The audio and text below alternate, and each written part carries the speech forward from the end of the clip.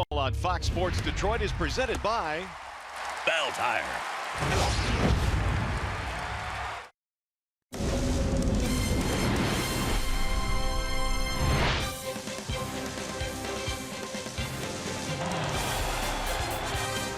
Last two nights, the Tigers have taken down two of the game's top pitchers. James Paxton came in with a no-hitter. Tigers got him.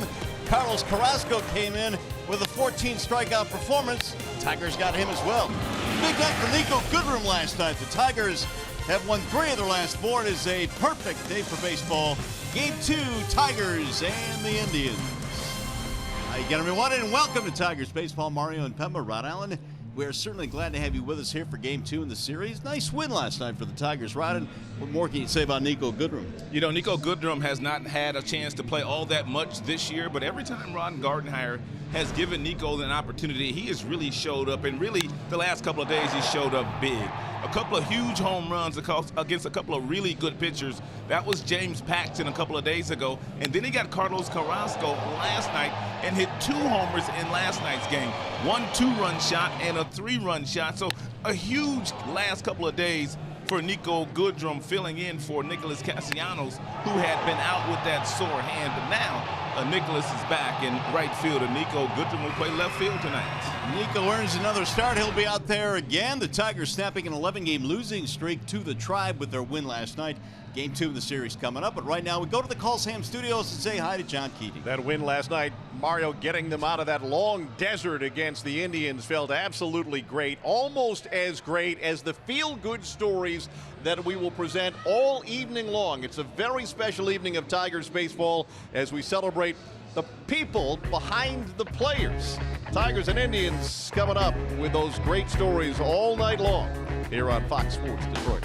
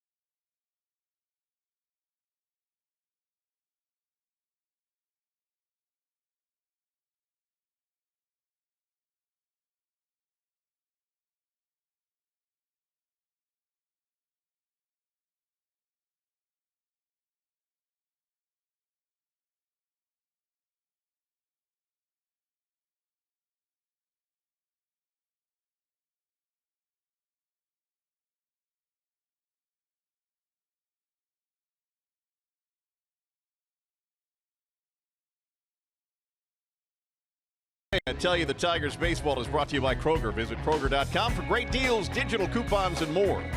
By Comerica Bank, raise your expectations of what a bank can be. Come to Comerica.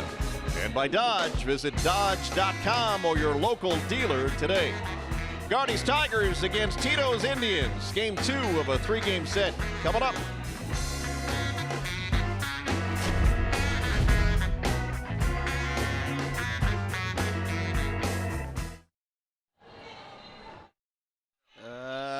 Mic check. 1 2 1 2 1 2 1 2.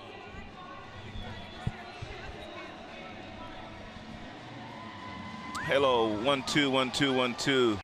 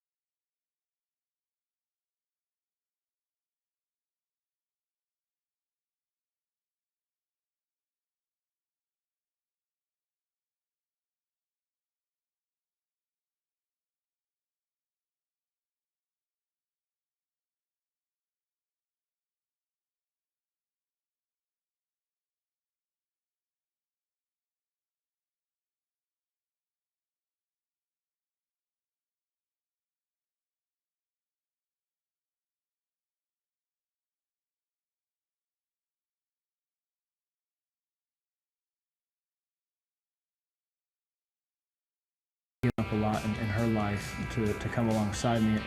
My parents supported me my whole life. I grew up in Florida, so I played baseball year-round down there. So it was never ending for them, between working, raising me. My dad and my mom were huge when I was a kid. They used to pound me in practice. They were basically my coaches up until I was 15 years old, probably. My dad, he always be there for me. He was the guy that always tell me when I was tired, you know what, you gotta work hard, you gotta be better. My parents, they've been supportive ever since I was a little kid, spending countless amount of money and time to give me opportunities. It is a special telecast tonight, the people behind the player. We will learn more about the Tigers and their influences. Game 2 in the series coming up here this evening. Indians and the Tigers tonight have Francisco Liriano on the hill. He is presented by Family Heating, Cooling, and Electrical. And Francisco was a little under the weather in his last outing in Texas the last time he pitched for the Tigers. He comes in 3-1 with a 3.35 ERA. Fastball gets to 94. He's got a really good slider, outstanding changeup, and probably will use those 2 secondary pitches quite often here tonight. Starting lineup for the Tribe, presented by the Metro Detroit Chevy dealers. Top 3, Davis, Brantley, Ramirez, Lindor cleaning up tonight, then Gomes and Geyer.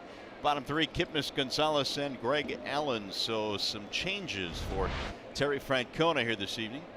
Another spiffy night for baseball. We are ready to go, and the first pitch of tonight's ball game is ball one to Rajai Davis, a former Tiger in the leadoff slot tonight for the Tribe.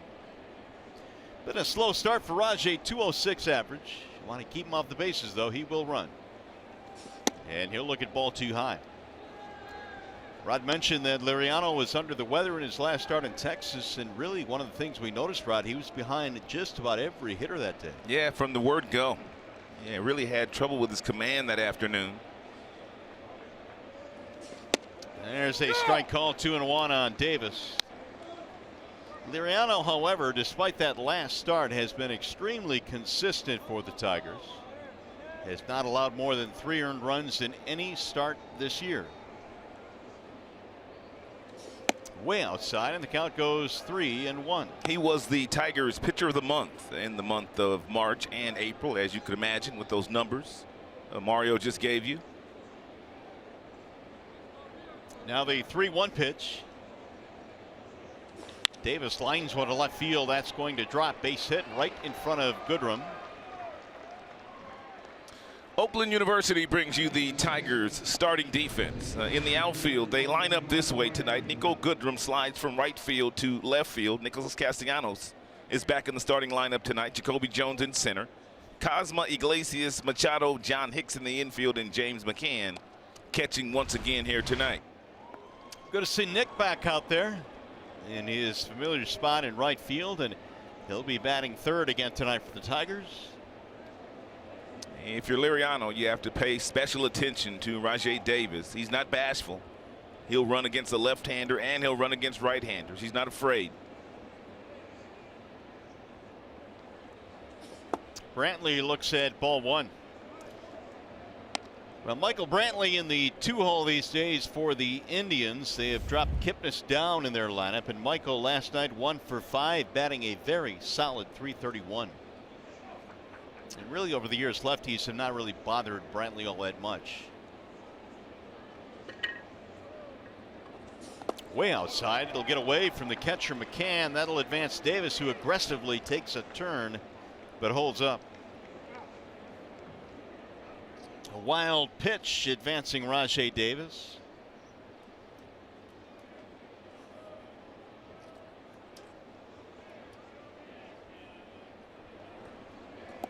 (2-0) is the count on Brantley.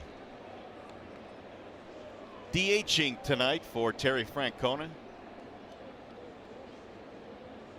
Early scoring opportunity. The Indians scored a run in the first last night on the Ramirez home run. And Brantley bends away from a strike. 2-1. Injuries have really slowed down his last couple of years. In fact, Brantley has played a total of 101 games combined the last 2 years. Yeah, he's battled a lot of injuries. And give him some credit for getting back to where he is today. Basically missed 2 years. It's got to be frustrating on the path to getting healthy. You get on the cusp of being healthy like Brantley has a couple of times, then you have a setback. Yeah, every time he would come back, he'd play 1 or 2 games, maybe a week, and then he'd have another setback and he would miss another few months. They've been patient with Michael Brantley, though. 2-2 the count.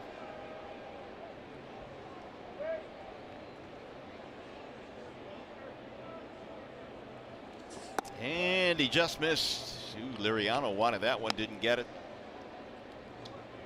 Here you go. He's played in only 36% of his team's games since 2016. Shoulder surgery, ankle surgery. Ramirez waiting on deck. Today's Michael's birthday, as a matter of fact. Yes, he's 31 years old today. And he'll take ball 4. So a 1-out, or make it a no-out walk. That'll put 2 men on for the Indians, and that's going to bring McCann out to an early visit.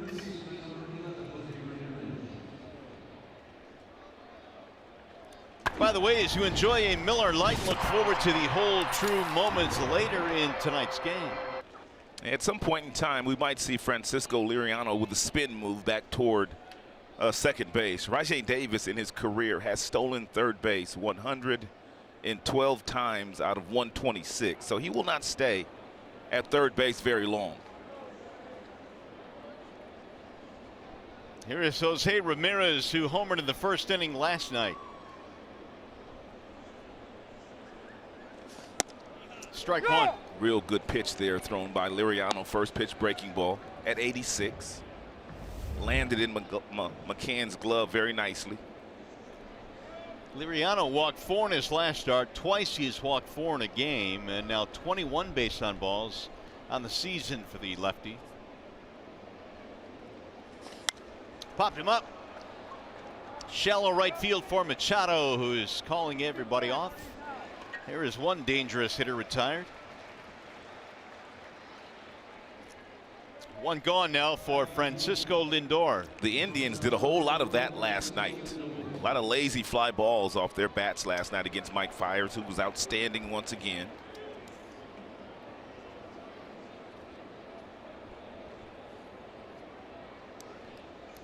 Tigers have won 3 of their last 4. And now facing the meaty part of their schedule in terms of competition. As you look at the numbers on Fiers last night, he really kind of melted right through a really good hitting lineup. They only got 3 hits last night against Mike, and really the only one hit hard, the homer. Ball 1 to Lindor.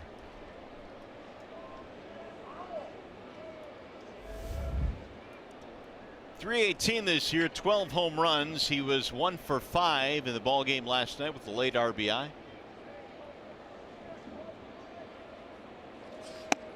It'll drop in for a strike. 1-1.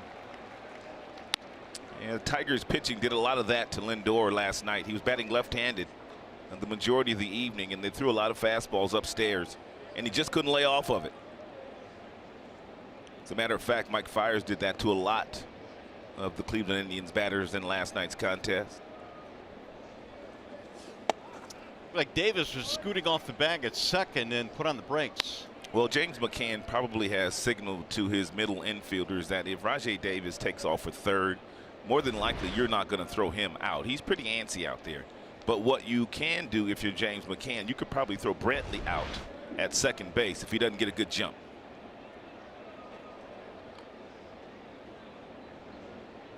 There's that spin move. This is the 3rd consecutive series where the Tigers have seen a really fast leadoff hitter. Delino Shields when they're on the road trip in Texas. D. Gordon just left here with the Seattle Mariners. And Rajai Davis, a little older, but he can still fly. There he goes. Davis on his way to third. Throw down is not in time. He's just a bona fide thief, man. As soon as Ramirez did not get him over to third base, you just knew Rajai Davis was going to swipe third base, and Brantley wisely stayed at first because he didn't get a good jump. He'd have been thrown out. And Rajai Davis does something when he steals third base that they don't teach you to do. They teach you to get a secondary lead so you have some of your momentum carrying you toward third base. He goes from a standstill position. Cosma laid down a quick tag, but not in time. Tigers are looking at this. Now they want to no, I thought they wanted to look at it, but they will wave it off. Did he come off the bag? Cosma kept the tag on, but Rajai never left the bag. It's a nice job of keeping that tag on by Peter Cosma. 3-1 on Lindor. Swing and a miss. Good pitch. Lindor has pretty much hit leadoff all season long. This is his first at bat as a cleanup hitter this year. Nice little changeup. As hot as he is right now, partner, you can hit him anywhere. Until tonight, every game except one in the leadoff slot. And he missed inside. So Lindor now will grab a base on balls. That's going to load the bases. 2 walks already now for Liriano.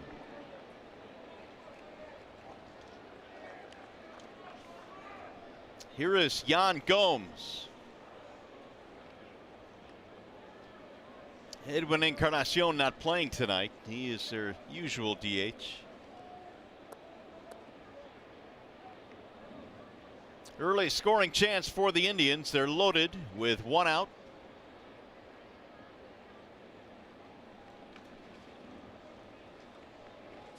Gomes swings and misses. was the 20th pitch of this inning, and he's had more balls than strikes. 11 balls for Liriano. Gomes has not grounded into a double play this year. A ground ball off his bat right now would be lovely.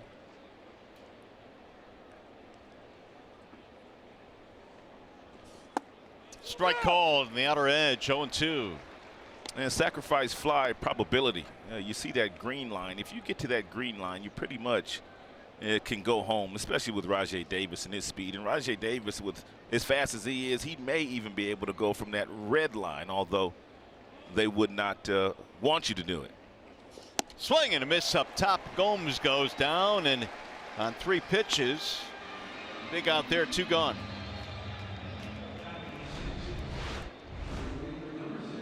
And fastball upstairs at 93 miles an hour.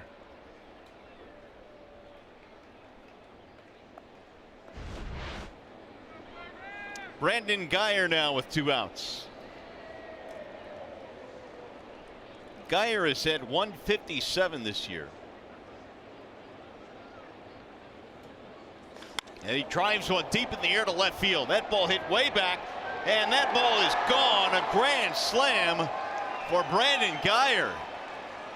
On the first pitch, he connects to give the Indians a 4-0 lead. That's the first time this year that Liriano has given up 4 runs in a game. They come on 1 swing of the bat. That's why baseball is a wacky game, man. Guyer batting 157. Drives the first pitch over the wall. Now he got a fastball at 93. It's a 2-seam fastball, and it was in his nitro zone. And Guyer just put a good swing on it. A couple of years ago, he was outstanding against left-handed pitching, but not so much this year. But that was a big hit there by Guyer. The body language of Liriano tells you he knew it immediately. 3rd home run of the year for Guyer. It's a big one. Early 4-0 Tribe lead. Well, just hold him right there. This Tigers offense has shown the ability that they will come back in games. Up and into Jason Kipnis, and again Liriano falling behind 2-0. Tigers tonight facing a guy in Josh Tomlin who has given up a lot of runs this year. Kipnis looks at a strike, 2-1.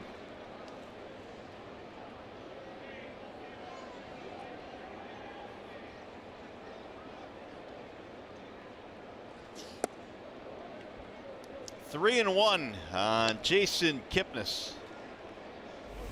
He is, or was, 0 for 3 last night with a walk. 170 batting average. That's in there, 3-2. And Liriano not afraid to throw that breaking ball when he's behind in counts.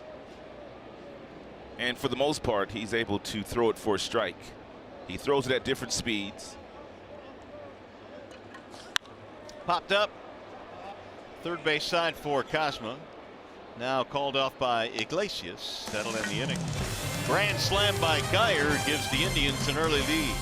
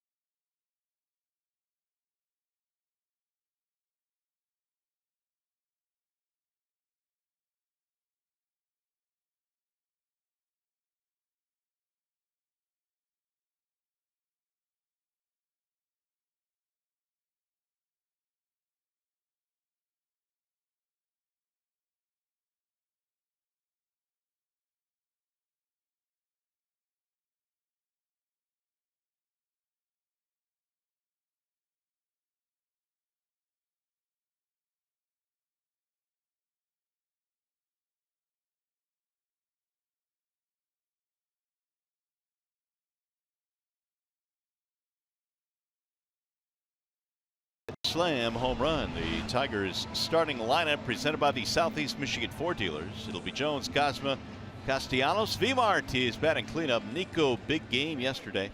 He's in left. Then Hicks, McCann, Iglesias, and Machado. MGM Grand Detroit presents Josh Tomlin.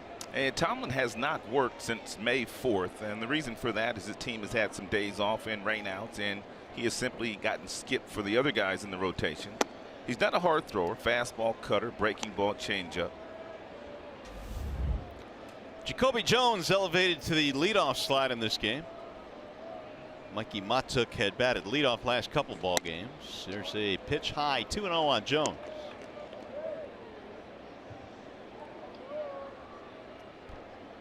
Jacoby is 0 for 4 in the series. He'll drive one down the left field line. That ball is deep, and that ball is gone. Tigers get one back quickly off the bat of Jacoby Jones.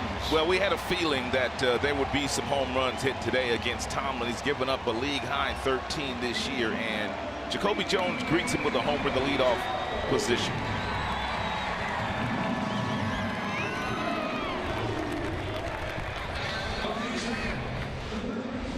Number 3 for Jacoby. A little 85-mile-per-hour cut fastball. Didn't do a whole lot. He drilled that. 9th RBI of the year. Here's Pete Cosma.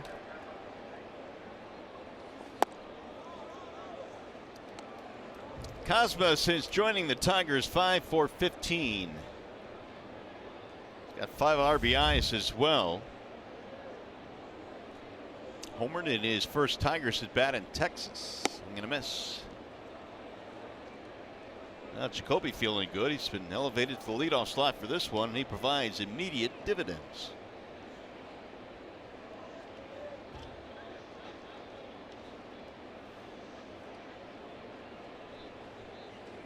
Bender drops in for a strike. 1-2. Well, here's one list you don't want to be leading. Home runs allowed this year, 14 now for Tomlin. Duffy and Jacob. How's Jacob Junis on that list? I don't know. Every time we see Jacob Junis, man, he's got like no-hitter stuff. That's what I'm saying.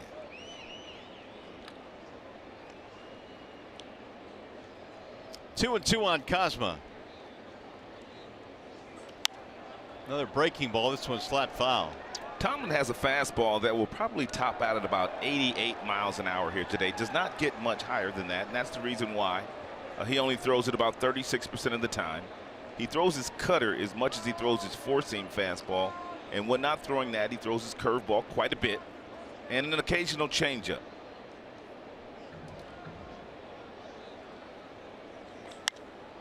Popped up. Shallow left center field. 3 Indians race over, and it's caught by Davis. And while we have a moment, let's set the Cleveland Indians defensive alignment. And Rajay Davis in left. Allen, it can really run. He's in center. Brandon Guyer with the big home run. The grand slam in right. Gonzalez, Kipnis, Francisco Lindor, Ramirez round out the infield, and Yan Gomes is the starting catcher tonight. First at bat for Castellanos since he took one off his pinky, and that was in game 2 of the doubleheader the other night against Seattle. Missed a couple of ball games. Nick back in there tonight, and he drives one toward left field. That ball hit well. Davis going back to the wall to make the catch. Ooh, Castellanos almost stepped right off the bench, right back in the lineup, and almost hit it out. Well, he's got real good career numbers against Cleveland anyway, and that's a real good sign right there. First pitch that he gets, little fastball right around the belt buckle, and nearly hits it out of here. Real nice swing by Nicholas.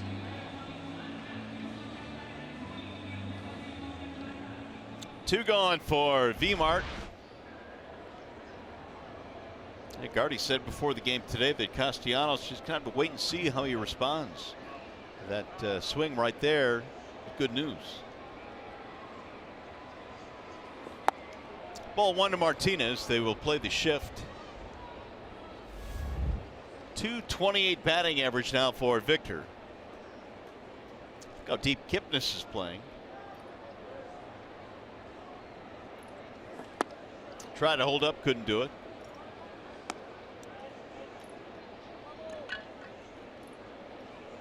Victor now in the throes of an 0 for 16 slump. His last hit was a home run in game 2 of the Texas series in his first at bat. Strike called on the outer edge. 1-2.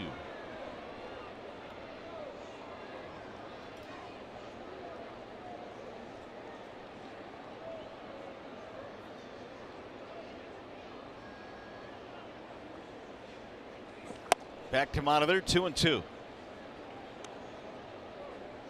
Tomlin threw 5 scoreless against the Tigers in Cleveland back in April. That was that series in which the Tribe swept the Tigers in a 4-game set. Little chopper foul. Yeah, Tigers were able to win the game last night. That was the first time they had beat the Tribe in the previous 11 meetings. It's really kind of stunning when you can think that, I know it's over the course of 2 separate seasons, but one team can beat another 11 straight times. Right. And if you think back just a few years ago, it used to be the Tigers that used to be beating up on the Cleveland Indians like that. A lot. 3-2 now on V-Mart.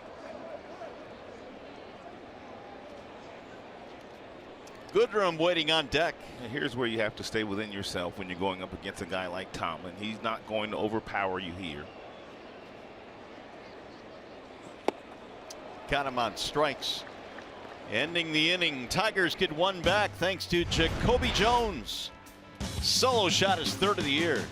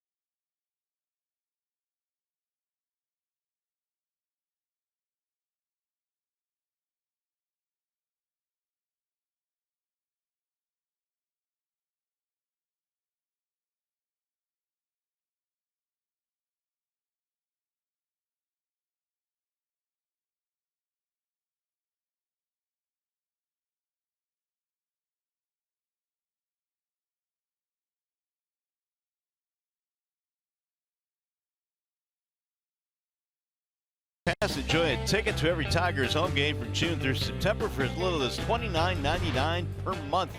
You're not going to want to miss. Go to tigers.com/pass to take advantage of that and see Tigers baseball at a great price.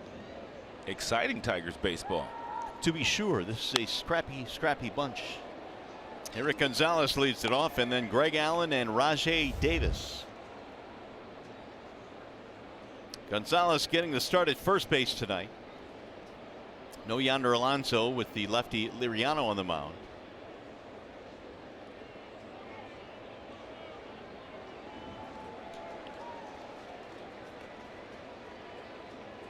And Lindor, Ramirez, and Kipnis having a conversation. Off the end of the bat, foul.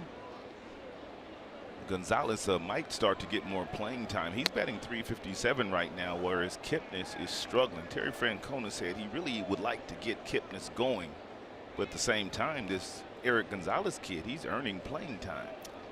10 for his last 22 at bats. That has bumped his average up.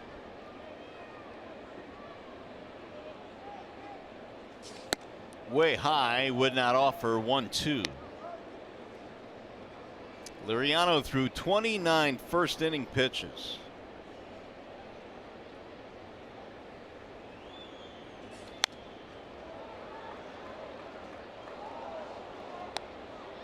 Gonzalez has not homered this year. He has 5 RBIs. He's always been known as a very good defender coming up in the minor league system with the Indians. Way outside, 2-2, and McCann had to leave the crouch. Saw Francisco falling behind quite a bit in that first inning. 2 walks, and they both came around to score in the homer. That ball driven deep to left field. That one is going to go. That thing is way back and gone. That would be his first homer of the year. Solo shot to lead off the second, and it's 5-1 Cleveland.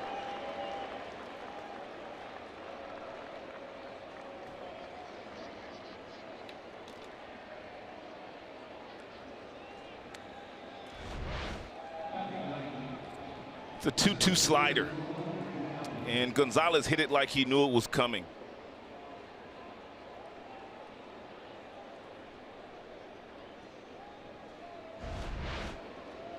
So we mentioned at the top of the show that Liriano had not allowed more than 3 earned runs in any start. He has given up 5 now. And that ball is drilled to left field and flagged down by Goodrum. These Indians hitters, they come out very aggressive tonight against Liriano after not performing all that well in last night's contest. Only 3 hits against Tigers starter last night, Mike Fiers. Top of the order now, Rajai Davis.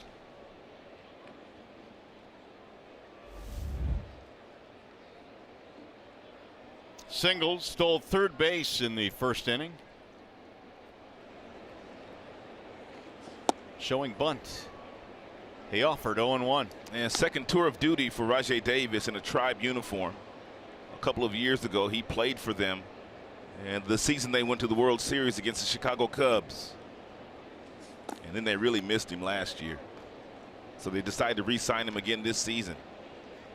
People in Cleveland will never forget the home run he hit against Aroldis Chapman. Oh my goodness. It made me get out of my seat at the crib. I know that much. Electric. Slice to center field. Jacoby coming on to make the catch. 2 outs. Can you imagine if the Tribe had won that World Series? We'd be watching that home run from Forever. now until the day we leave here. Yep, I would agree with that. Certainly Rajai's, well, I can't speak for him, but I've heard him say that one of the highlights of his career. Oh, for sure. That setting, a guy throwing 100 plus. Epic. Ground ball right side, base hit out of the reach of John Hicks, and Brantley with a 2-out single.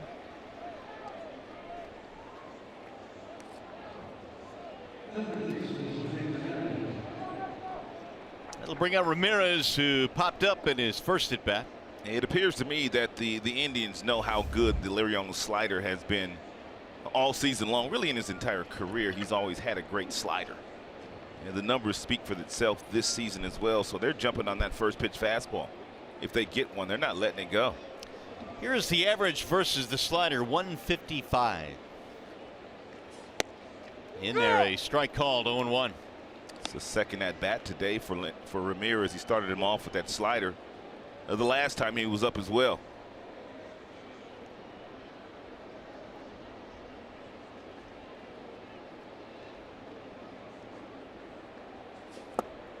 Oh, 0-2. Ramirez came in batting .314 versus lefties this year. Although he will crush righties and lefties. He hits everybody.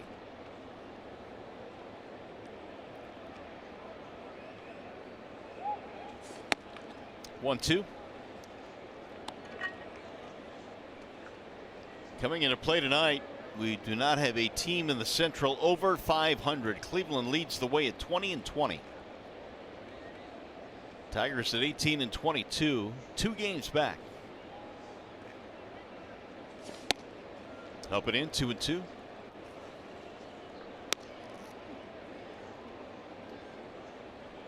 45 pitches in for Francisco, 26 strikes, 19 balls.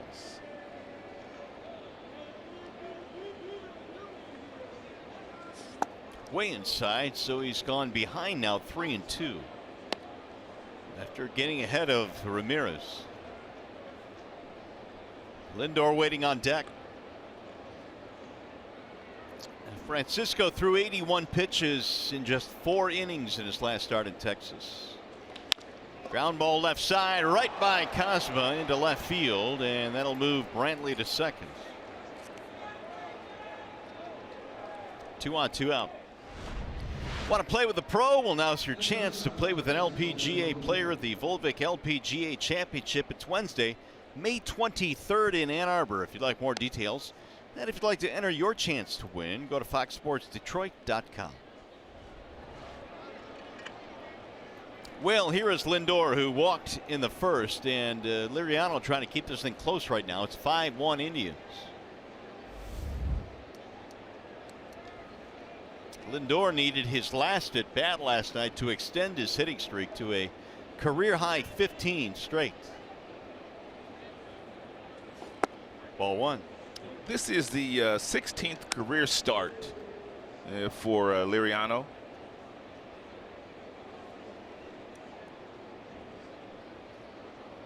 Against Cleveland? No, in Comerica Park. Oh, in Comerica Park. Chopped foul, 1-1. 18 outings in Detroit, however, 6-7 record, 5.24 ERA. As you can imagine, he's made a lot of starts against the Central. Lots of outings against Cleveland as well.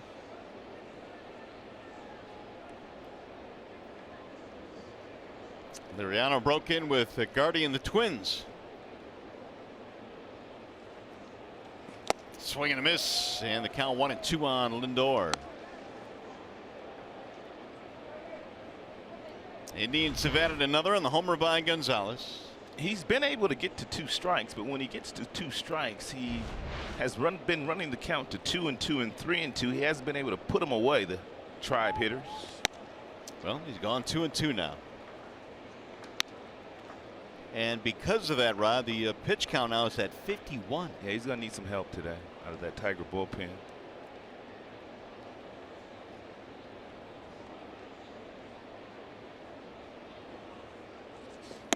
High again, ball 3. So with 2 outs, this will start the runners here. There's Chris Bosio, the Tigers pitching coach.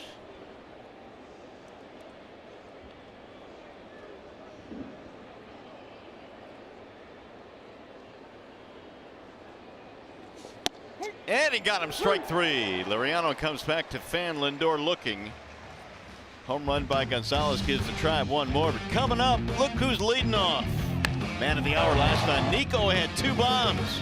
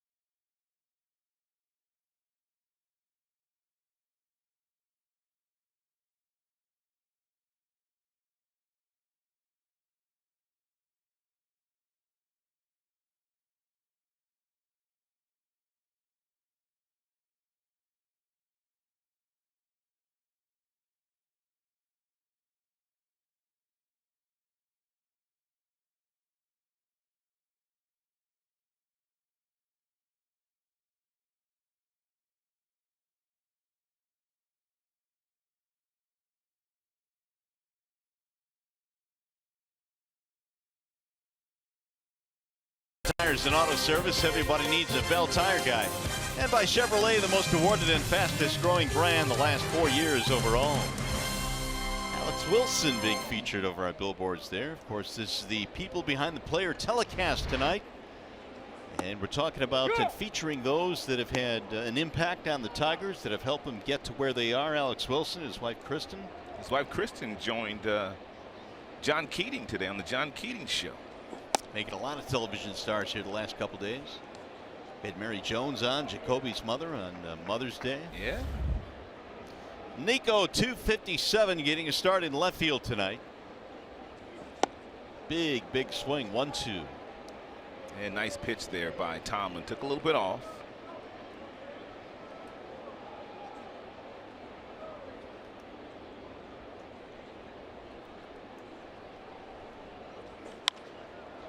Flared out of play. Tomlin throws his fastball somewhere between 85 and 87. And his changeup's 82, so there's only a 5-mile-per-hour differential in the two pitches. But what he gets is good fading action on the changeup away from the left-handers. And down goes Goodrum. One away.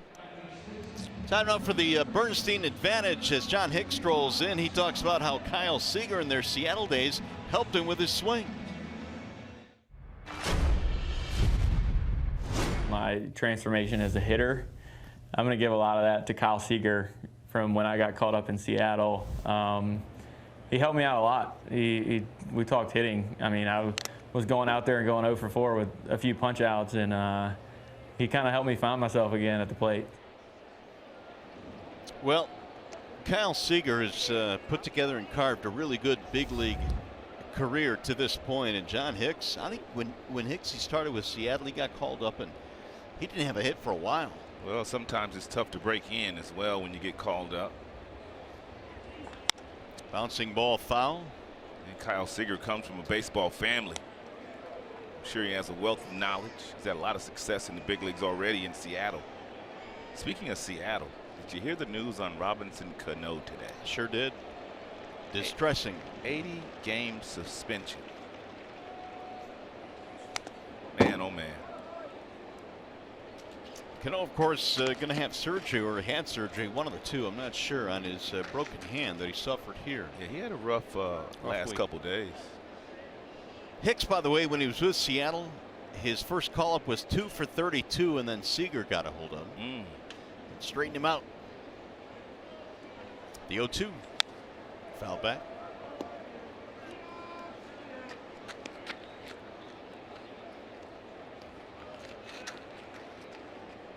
And Tomlin's got that four-seam fastball. He's got the cutter that he throws a lot. He's got that changeup. He doesn't throw that changeup a lot to the righties, but he will throw that slow curveball.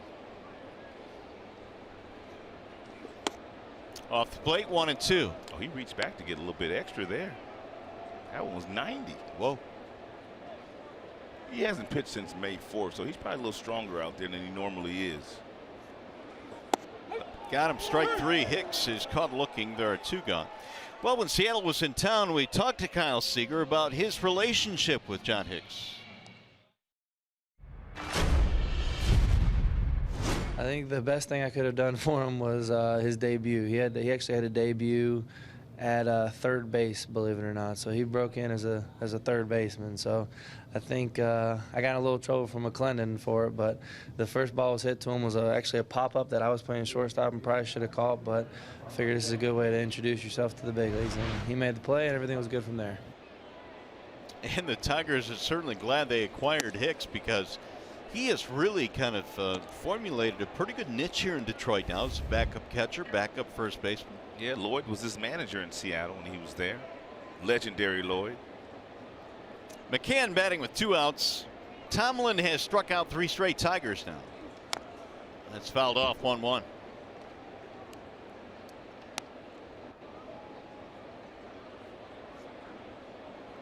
Pretty good ratio there for Tomlin through 30 pitches, trying to get through 2 innings here.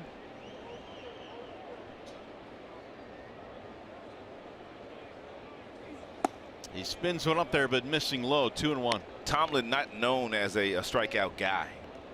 His strikeout high this season is 4. And he did that in his last outing on May 4th against the New York Yankees. Took a no decision in that game. Popped up. Shallow right field. Geyer is charging. He's under it. And it's a 1-2-3 inning. When we return, we'll hear from the woman behind the Tigers catcher, James McCann, next.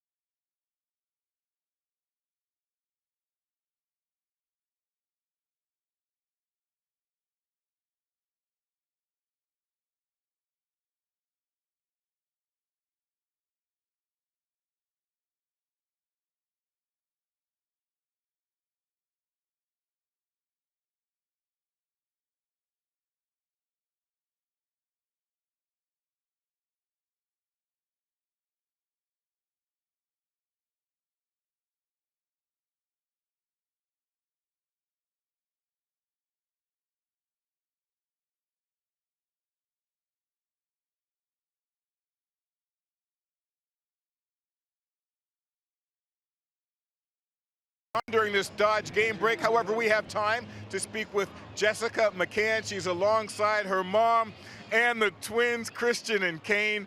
How much has life changed in the household for both of you, Jessica, since these little guys came along? It's been a complete 360. Nothing that we do is about us anymore. Everything is all about them. Our whole schedule has changed, and it's just a new life. But it's great. The active one here, this is Christian. This is Christian, and this is Kane. And you say they're exactly 11 ounces apart since birth to this day? Yes, every time we get them weighed, they're 11 ounces apart, and they have been since birth. So it's pretty funny. Obviously, we know how special they are to both of you, but what kind of a dad has James been so far since all this has happened? Oh, he's been amazing. There's really no way to put it into words. He's so hands-on. When he comes in the door at night, he's, okay, let me pick one up, let me feed, let me do what I can while I'm here and while I'm home. So he's just been great, but I knew he would be. How special has this been for you? Oh, very special. I'm just glad I've been able to be a part of it. So it's been fun being here helping out. So I don't know. What would you do without the help of your mom and without the help of James when he's able to be in town and help out as much as he can? I would not be able to be at games. I wouldn't be able to really do much. It really takes two people to take care of both of these sweet things. So yeah, so that's what I tell everybody is I would be on the floor at home, never taking a shower, never probably starving, like, you know, if I didn't have somebody. So what are the future plans for the two of you anymore? Are you going to stop right here at 2, or what is the thought on that? We have not even thought about that. I think in the past we've said, you know, 3 or 4 would be nice, but we didn't know we were going to get 2 at the same time, so we'll see. We'll see. 2 is good for a little while. Do they have ball gloves already, or do they have skates or sticks, or what do they have already? What's at the house for these guys so far? So they have war stick bats. They do have that, but they don't have anything else. They don't have gloves. They have balls, and that's one of their first toys at home, as you can imagine, is a ball to play around with. So. Yeah. Well, guys, I'm going to pass it to you now because you can see Jessica has her hands full, and James is going to have his hands full as soon as he gets back to the crib tonight. All right, Trev, thanks very much. James McCann already has a pretty good squad going there with a couple of handsome young lads already. Yes, already he does. James will be a good dad. Oh, there's no question. They look alert. And watching Dad play here tonight. 2 gone in the third, and Jason Kipnis will be standing in.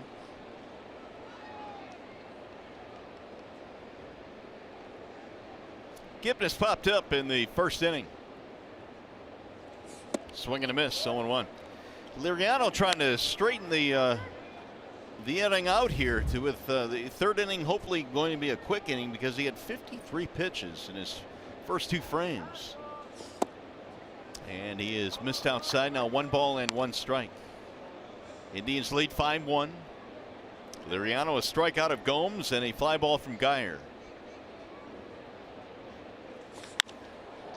Hammered in the air to center field. Jacoby on his horse, still going back, and he's there to make the catch. 1, 2, 3, and the McCann twins looking on in a 5-1 ball game.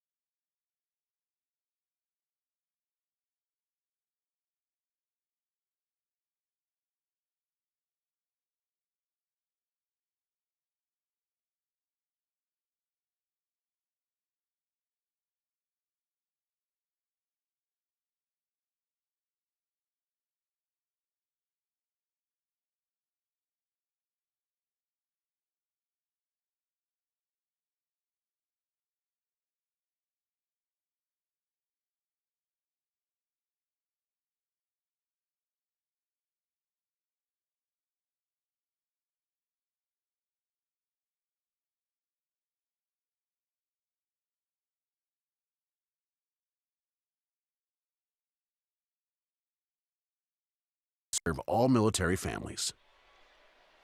Well, earlier tonight, Major General Frost delivered the first ball to the ball game here tonight and did a fine job. The Tigers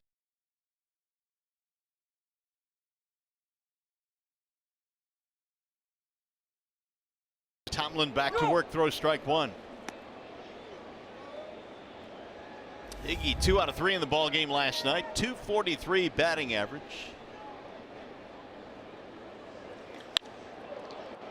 0-2. 370 over his last 8 ball games. It was a very slow start for Iglesias. The month of April really kind of buried him a little bit, Rod, and kind of hard to get that batting average up. You know, sometimes when you're a free agent to be, and Iglesias will hit the free agent market next year as he flies out to Geyer for the first out of the inning. Sometimes you get off to slow starts, Mario, because you're just trying to do too much because you know that free agency's pending and you're just trying to cash in basically. But he's kind of settled in now and he's playing the kind of baseball that he's capable of playing. Well, you know, you can say you want to separate the two, but once you get on the field, you would think you have tunnel vision, but human nature has that in your back of your mind always. Oh, there's no doubt about that. I mean, you know that you've got a big payday looming and you just want to have the best season possible to take care of your family, and sometimes you just try a little bit too hard. Iglesias would not be the first person that got off to a little slower start in his free agent season. Machado has hit safely in 5 in a row. Dixon looks at a bender in there for a strike. 1-1. They threw Dixon a lot of curveballs and breaking balls in last night's game. He had 1 at bat against Cookie Carrasco, 8 pitches, and 7 of those were breaking balls. 1-2. Another one.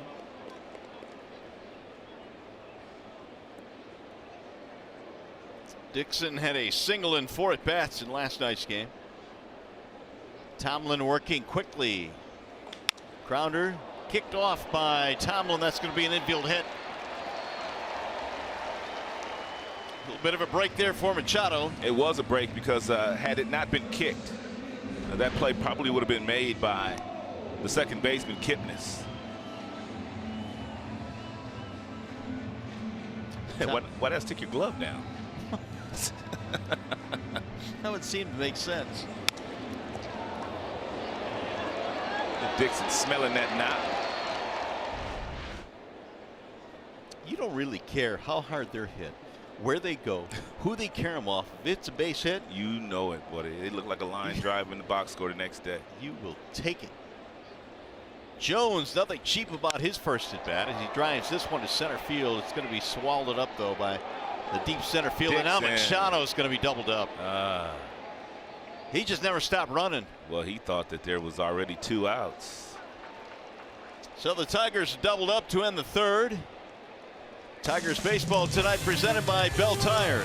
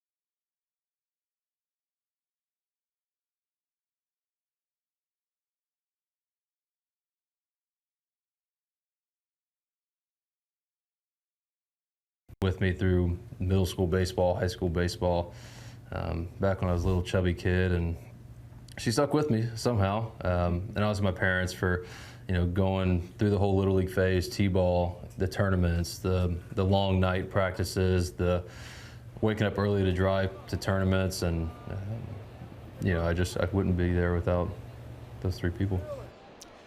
Michael Fulmer and our Big Boy Big Play talking about some of his biggest supporters, and on the phone line with us right now is one of his biggest supporters and influences, Ron Moore.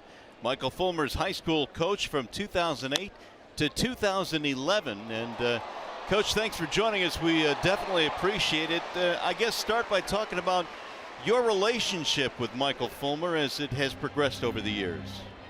All right, guys, thanks for having me. Hey, Michael, I think came to us, I want to say in 8th grade there at Deer Creek, and then saw him pitch a little bit in middle school. Once he got to high school, kind of like your intro said, he was about 5'9", maybe pushing 5'10", but, he was kind of a little pudgy kid. Came to us, but boy, his arm worked well. And so we, watched him throw some freshman baseball, and as that freshman year went on, I want to say he grew, 4 or 5 inches by the time, he started his sophomore year. And so, able to see that growth in that first year. And once he put on a little bit more size, that's when we noticed that we might have something.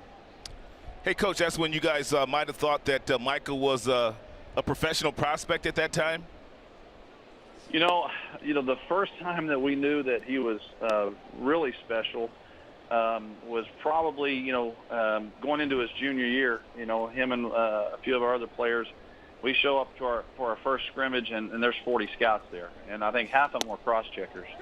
And so you realize that, wow, this kid's got a chance to be pretty special, and all these guys are taking notes, and it looked like a, radar gun convention or something.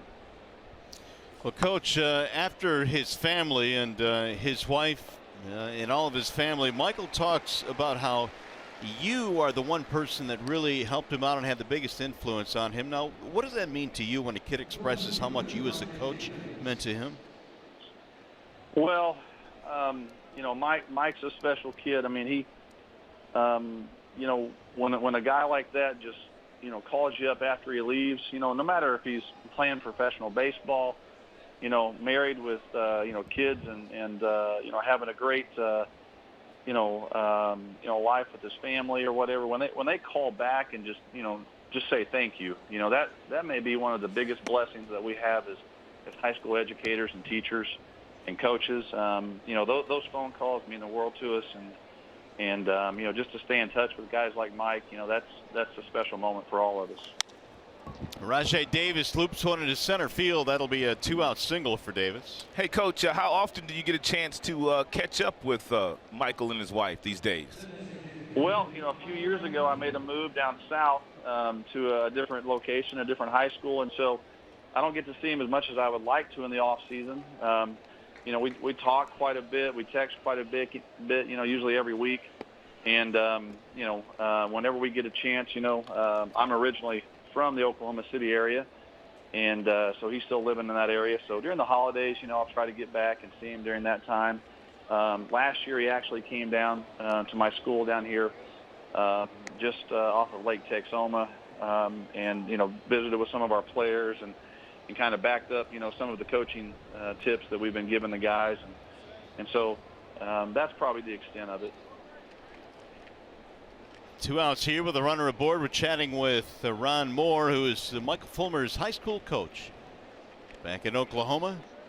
Michael Brantley, the batter, and he looks at the ball down low. And Michael's senior year, Coach, you notice he wasn't carrying his equipment bag the same way most of his teammates were. Tell us about that. He gets a new pair of cleats, and I don't want to say what brand. I don't even remember at this point because I might get him in trouble. But he's like, well, shoot, I don't need to have a bag or anything, because all he was carrying was really his glove and his cleats. And so he carried that whole box through the state tournament, which we get to the the final game of the year and get beat. I think it was like a 4-1, 4-2 ball game in the state championship game. And I think he had the box the whole year. I mean, it was like he taped it up 2 or 3 times, and just that's what he carried with him on the bus everywhere he went. Great story. Of course, Michael Fulmer has gone on to do great things, thanks in part to Ron Moore, his high school coach from Deer Creek High School in Edmond, Oklahoma. Coach, we appreciate you spending a few minutes with us tonight, and thanks very much. Good luck the rest of the way. You bet. Thank you so much. All righty. That was Ron Moore, the high school coach who had a terrific and tremendous influence on Mr. Fulmer. And I thought it was cool that Michael, it is gratifying to teachers and educators and coaches when their students say thank you. No question. It'll chopper to second base, and that'll gobbled up there by Machado. And that'll end the inning. No runs, 1 hit, and 1 man left. We go to the bottom of the 4th. We'll hear from Ron Gardenhire and his lovely wife when we come back.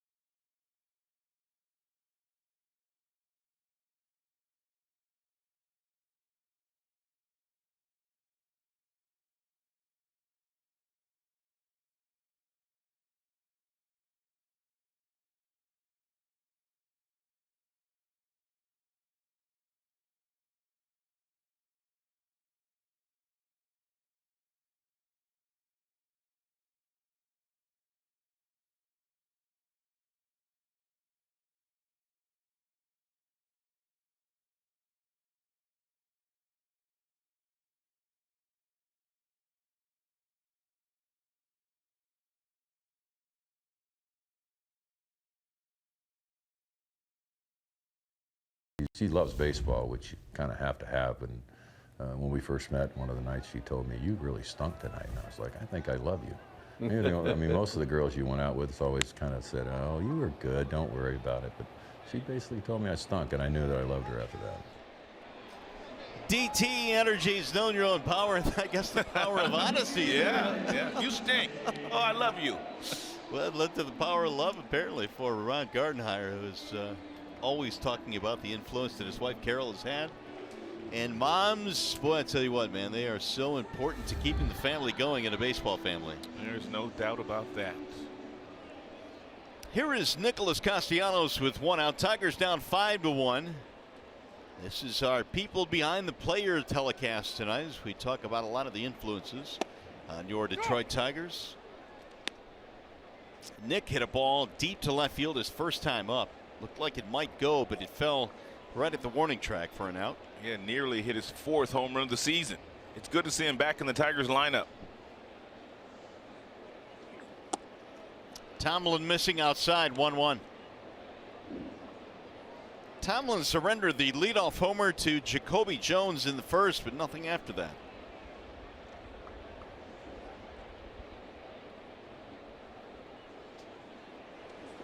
He slings that one in the dirt, 2-1.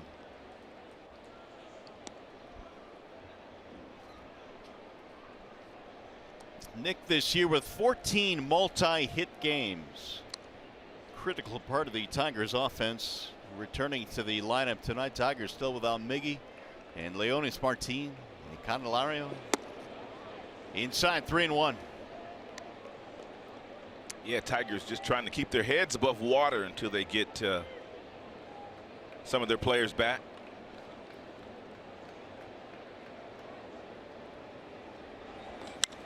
High fly ball center field. That'll be a routine play for Allen. And there are 2 gone. By the way, Tigers already have 1 home run tonight. If they combine for 3 or more, bring a copy of the Tiger Box tomorrow to a participating Arby's location. Free small order of curly fries will be yours. Yeah, Tigers have 1 homer already today. A couple more will get the folks some curly fries. Absolutely. The Tigers have not hit a ball on the ground tonight for an out. Every out has been made in the air today against Tomlin. Every last one of them. A couple strikeouts, though. Yeah, one of those was Martinez back at the first. 3 punch outs total, and that's pounded foul back out of play. It's almost like what Mike Fiers was doing to their batters yesterday. Everything they hit yesterday was in the air. I think Fiers had 11 lazy flyouts yesterday. Her night is made. Here's the 0-1.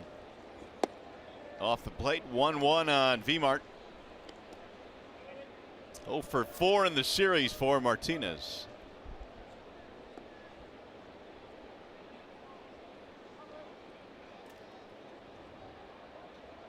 The 1-1 is slap foul back to the screen.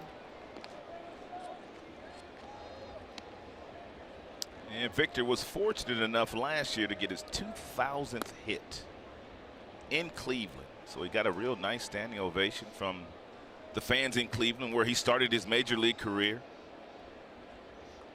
It's a lot of hits. 2,000. Missed again, 2-2. Often wonder about guys like V. Martin, guys that have been around long enough to gain 2,000 or 3,000 hits. How many pitches they've seen in their career? Oh, a ton. Can you imagine? Victor, 39 years old. It'll bounce in, 3-2.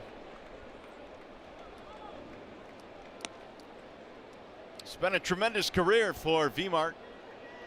Injured most of last year, came to camp very healthy and was excited to get this season going. It's been kind of a roller coaster year for Victor.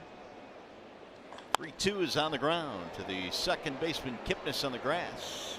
And it's going to be a 1-2-3 inning for Josh Tomlin. When we come back, Zach Reininger's mom will talk about his influence on Zach when we come back.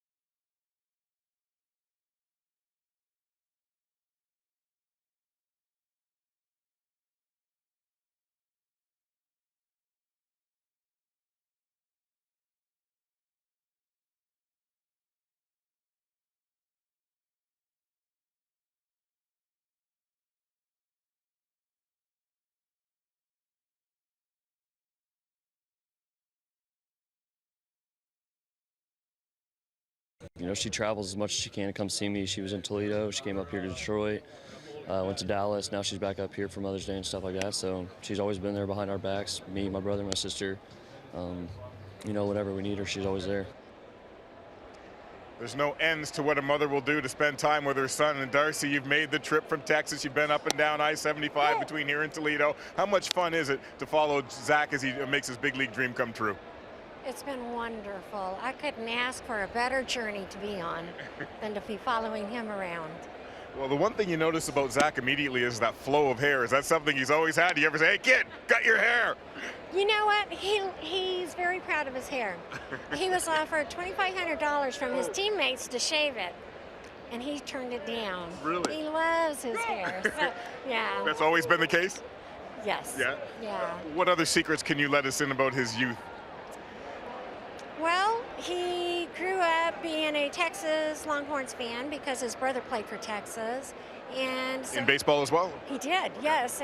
In 2002 and 2003, when they went to the College World Series, they won in 2002. He was the bat boy, gosh, for 3 years that my oldest son played for Texas, and he loved it. The guys were so great to him.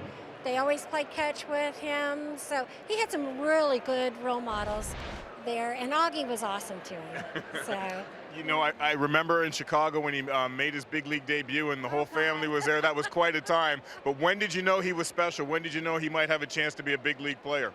Oh, I think when he was 8 years old. Really? Why? Because they would bring him in to pitch with bases loaded and no outs, and he didn't crumble. He just really, really shined. And that when it came to situations like that, he was good. He was really good. So I get a little nervous watching him, but. Well, does he get those nerves of steel from you, or where does he get that from? Or what does he have from you, if I'll put it that way? Probably the hair. I don't know what else I have to offer. I think he got his ability from the whole family because they're all very talented in some way. Well, he said if there was one call-up that he would like to have been called up for, that was the trip to Texas. How special was it for you all to be able to head to Arlington from where you live to visit him last week? It was wonderful. His dad wasn't able to make it the first day, but the second day he flew down just for a couple hours to watch the game and flew back, and that was great. It was great.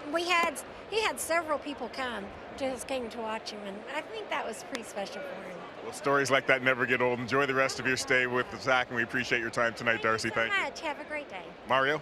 All right, Trev, thanks. Getting to know a little bit more about Zach Reininger with his mom, Darcy. 3-1 the count, and there is ball 4 to Lindor. He will draw a 1-out walk. Well, Tigers fans, if you can't catch the games on TV, you can stream them live on your mobile device with Fox Sports Go. Download the app, take Fox Sports Detroit and Tigers baseball with you wherever you go. It is made available by Oakland University. Darcy said they offered him $2,500, his teammates, to shave his hair. He said no. Can you imagine that? In the minor league, man, that's a lot of glue. And I'm doing that. That's a lot of money. That's a couple of months worth of money. Yes, there. it is. Here's Yan Gomes. Teammates probably knew he would do it. That's why the number was kind of high. You know what I mean? He must really love that dude. Gomes has fanned twice against the lefty Liriano. And both times upstairs. So he's been able to get him to chase.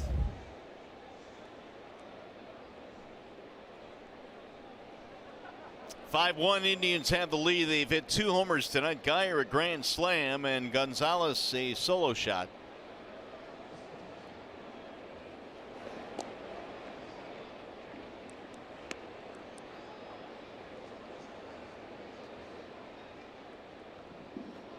Five runs on 6 Indians hits, a run on just 2 Tigers hits tonight against Josh Tomlin. Yeah, Tigers have not been able to figure out Tomlin as of yet.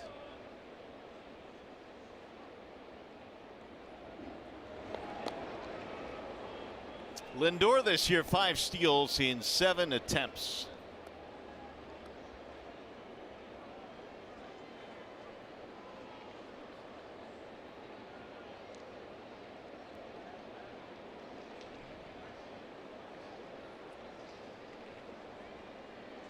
And Lindor has the ability to steal 20 bases and obviously has the power to hit 20 home runs.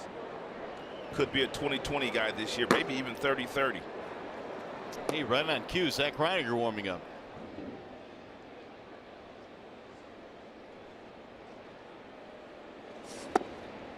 Ball low.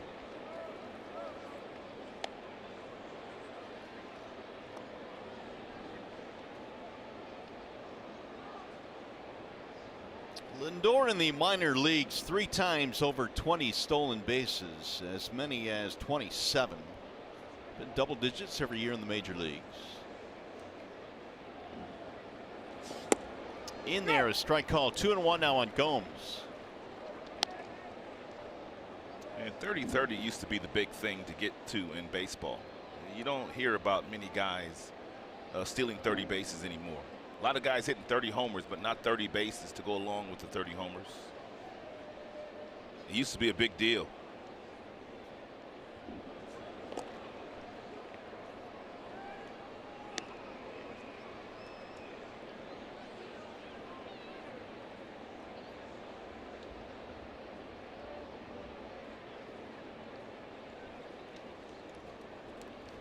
Now Liriano with the 2-1. Swing and a miss. Gomes now 2-2. Yeah, first couple of times up today, he went upstairs to get Gomes to swing and miss. That time, he went down with an off-speed pitch. Changeup.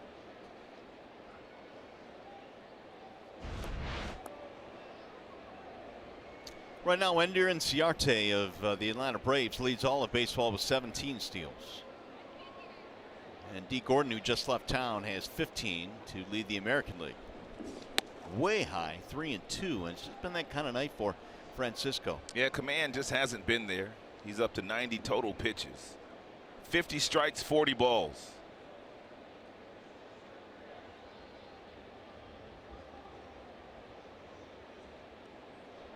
The last 2 players to hit 30 homers and steal at least 30 bases in a season.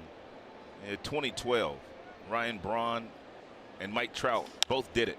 Bouncing ball, it's going to get into right field, a base hit. Lindor is on his way to third. Throw is cut off, and the Indians have something going now.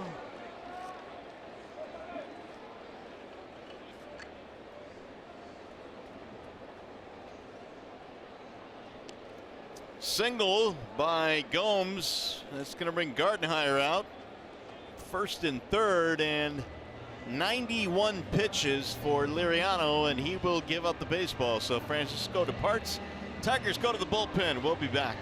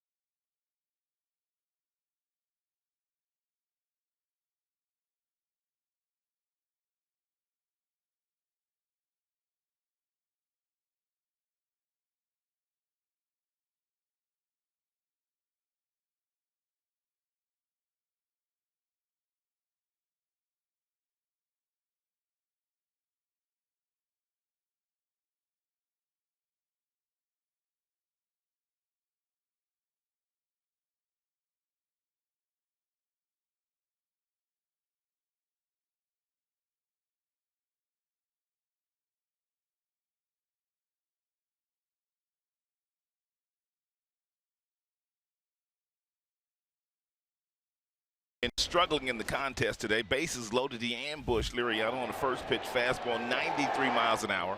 Hit it right over the wall in left field into the Tigers bullpen for a grand slam. So it'll be Geyer coming up, and the Tigers have a new pitcher and a wall-side windows pitching change. It is Zach Reininger. Yeah, Reininger's got a big arm. His fastball average velocity about 93, 94, but he can get all the way up to 97, 98. He also has a slider and a curveball and a split-fingered fastball. Well, we just talked to his mom, Darcy. She's got to be a little bit nervous right now. She's admitted, like most parents, once the kids come in to pitch, heart starts to race a little bit.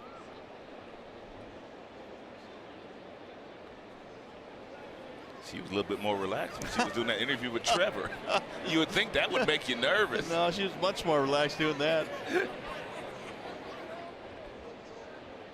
Here's the 1-0 pitch. Way outside, 2-0. And now if you're Reininger, you got to come in with that fastball in this particular count. And even though he's only batting 167, that would be Geyer. When guys know they're going to get a fastball in the big leagues, they become 300 hitters. A slam and a fly ball. Even his fly ball out in the third was hit deep to right field. Here's the 2-0. It'll bounce to the shortstop. There's one. Relay is in time. A double play. How about that, Mom? She said he always pitched his way out of jams. 6-4-3. Inning is over.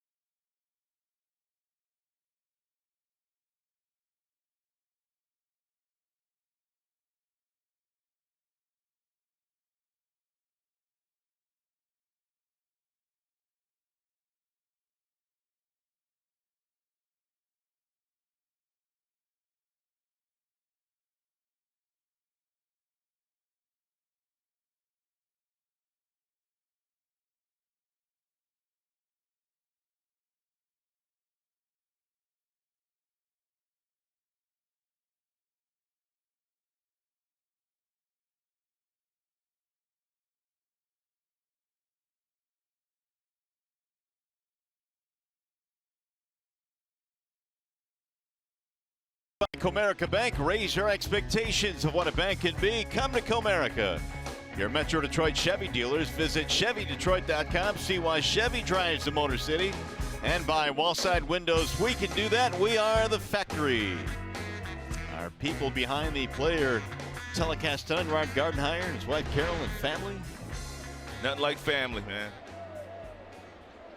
Here is Nico Goodrum to get things started for the Tigers, who have not done anything since the home run by Jacoby in the first.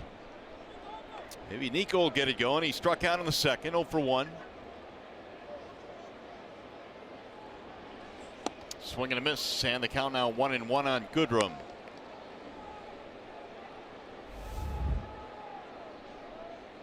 Tomlin has had only 54 pitches right now. Here's the 1-1 pitch. Ground ball, base hit. Into right field, leadoff single. It's a nice job by Nico Goodrum, sort of cutting his swing down just a little bit. His previous swings had been more aggressive that time. Looked like he was just trying to put the ball in play. Well, this evening, the Tigers' moms and wives are leading a Fox Sports Detroit Instagram story takeover. All game long, they'll be posting photos and videos, giving a little insight to the people behind the players. Here is John Hicks. Struck out in the second.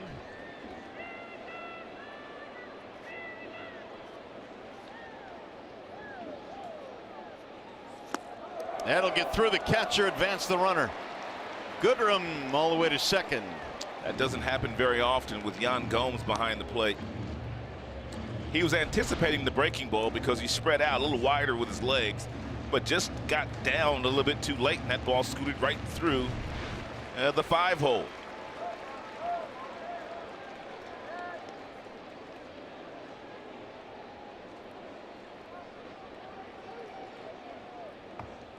Hicks trying to drive him in.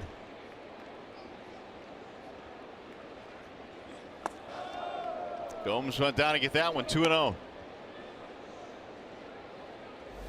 Hicks probably will get a pretty good fastball to hit right here, but it'll probably be a cut fastball.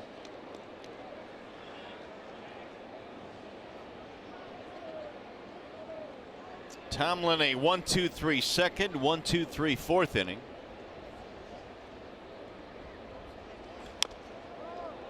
Two and one. This is the first Tiger in scoring position tonight.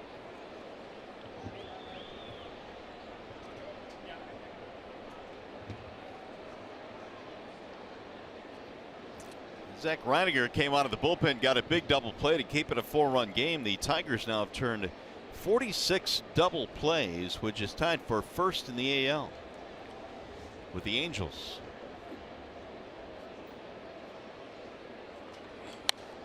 Fouled away, now 2-2 on Hicks.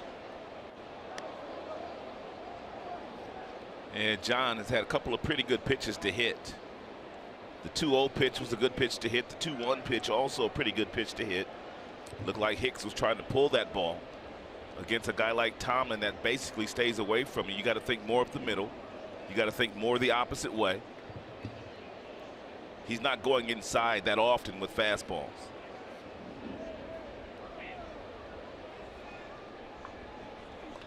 Ground ball at the middle into center, base hit. Goodrum rounding third. He comes around to score. It's an RBI single for John Hicks. You talk about making an adjustment. That's exactly what John Hicks did there. First couple of swings, as I pointed out, were real big.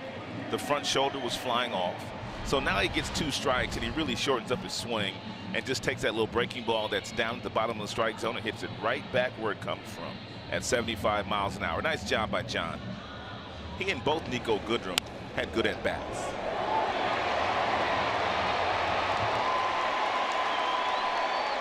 #12th RBI of the year for Hicks. So the wild pitch becomes a big play in this inning. Here is McCann, who popped up in the second inning.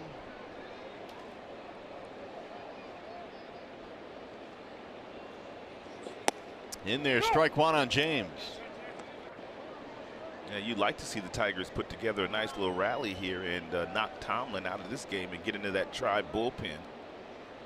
That bullpen has struggled this year, 28th in the majors. The back end is still good with Allen and Miller, but if you can get those guys before them. Line drive, fair ball down the left field line, out of the reach of Ramirez. He's coming to third. He's going to make it. To second base goes Hicks. Or McCann, rather. Hicks never stopped running, went to third, and now the Tigers in business. 3 straight hits off Tomlin here in the 5th. This ball not hit all that hard by James McCann. It's a 2-seam fastball that was off the plate in, but James is so big and strong and physical. He fought that ball off over the head of the third baseman Ramirez for a double.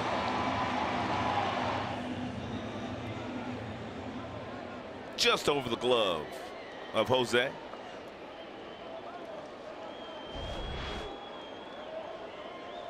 And bring up Iglesias now, and all of a sudden he is the tying run at the plate.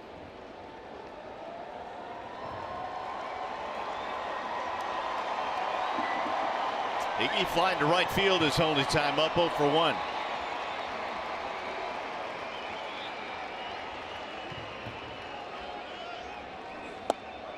Ball 1 to Iglesias. Still nobody out in the inning.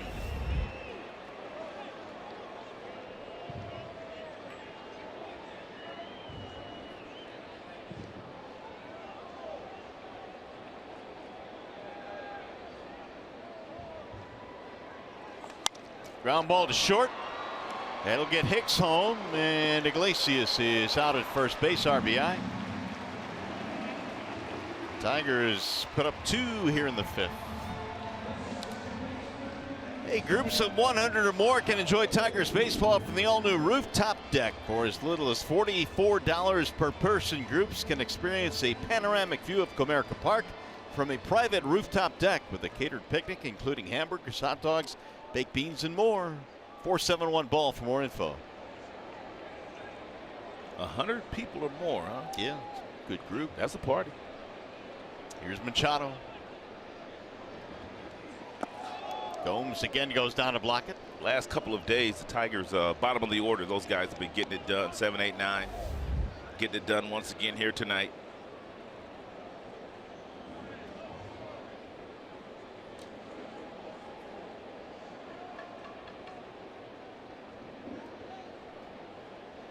Machado had a single infield hit back in the 3rd. You had some numbers on our 7, 8, 9 guys this morning, didn't you? I did. I think they were 11 for 22 or 21, something like that. Last couple games? Last 2 games, yeah. Nico, of course, was a big part of that. So I listened to you. Here's the 1-1. Ground ball to short. And Lindor throws low, but it's scooped by Gonzalez. 2 gone.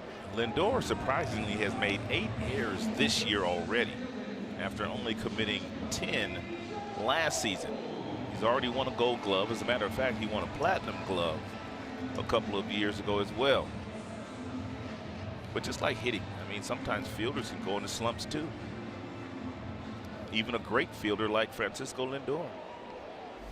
Well, his 2 throws to first base in this inning, you could tell, were a little bit hesitant. Here is Jones now trying to drive in a 2-out run.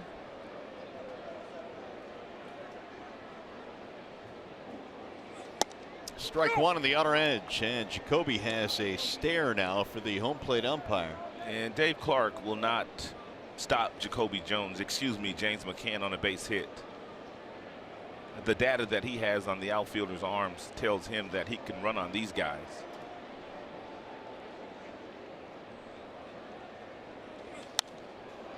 Oh, 2.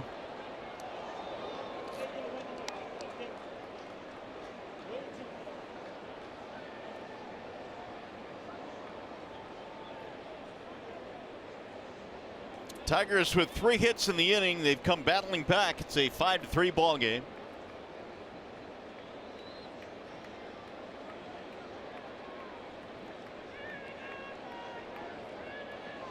Here's the 0-2. Sprayed foul, back out of play. And Lloyd McClendon constantly talking to the Tigers players, having a conversation with Castellanos and Iglesias. No doubt they're talking about Tomlin, trying to figure out something, trying to figure out a way to get his guys some more hits, some more runs. Quietly, Lloyd has done a magnificent job here in 2018. He and Phil Clark, the assistant hitting coach.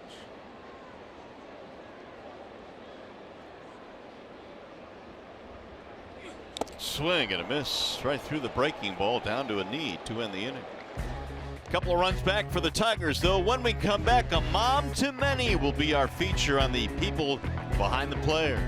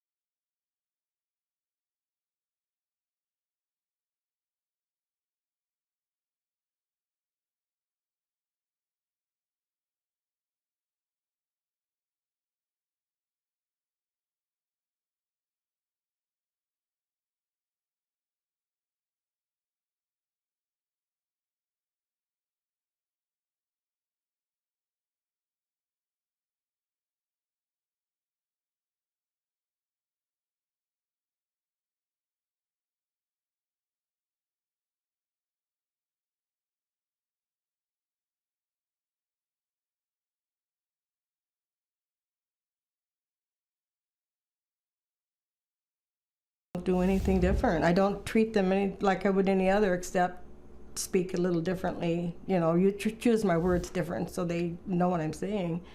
But I don't, well, a lot of hugs maybe, because they do miss their mothers and their families. We give a lot of hugs and always complimenting them on stuff.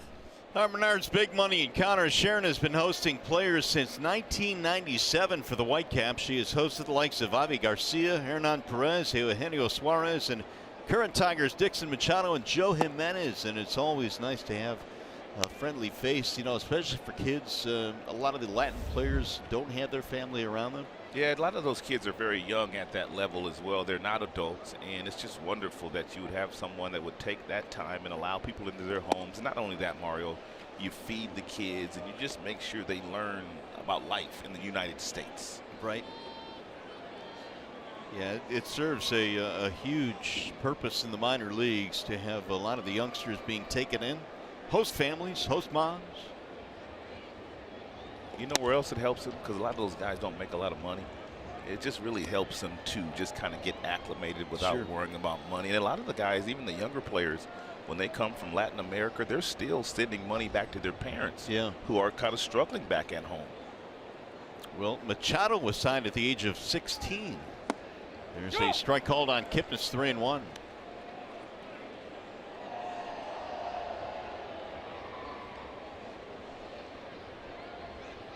Kipnis, Gonzalez, Allen here in the top of the sixth. The Tigers trail 5-3. And there is ball four, leadoff man on for the Indians. Well, Joe Jimenez also played with the Whitecaps, and he talks about the host mom, Sharon. For me, it was so special just to be with her and obviously her family over there in West Michigan, because I mean, she treated us like we were like another sons, you know. She's a home away from home, you know, and I felt like she was a perfect host mom for me, because she does everything that we need, and I mean, like I said, it was so special. And you can see that full feature on Fox Sports Detroit.com if you want to learn a little bit more about Sharon and how she has helped a lot of the young players coming through West Michigan. Here is Yonder Alonso pinch hitting for Eric Gonzalez. And Alonso fouls it back out of play. Alonso's got some pop in his bat. He ain't got 9 homers. He has driven in 23. He is the brother-in-law of Manny Machado's, I believe. I believe Manny Machado married his sister. Yes, correct. Yonder had a breakout year last year. Yonder said he thought Manny was coming to the crib to see him all the time. It wasn't that way. It was sis. Yeah. He thought they was partners. Always showed up at the crib, you know what I mean? Not so, apparently. Yeah. Wasn't coming to see Manny. Here's the 0-1. Alonso had 39 career home runs until last year, when he hit 28 alone last season, and broke out. Indians signed Alonso. They lost Santana. Jay Bruce as well. Bruce. So he provides some punch from the left side, and Reininger missing low, 2-1.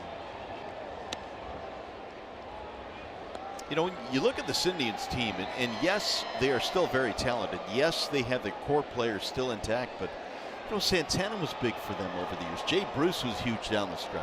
They won those 22 games in a row when Jay Bruce was there. And Santana, he was walking 100 times a year. He was hitting 30 homers a year.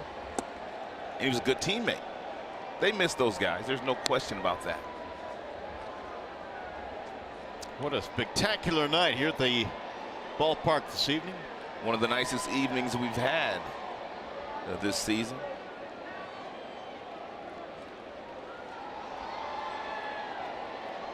Meanwhile, 3-1 on Yonder Alonso.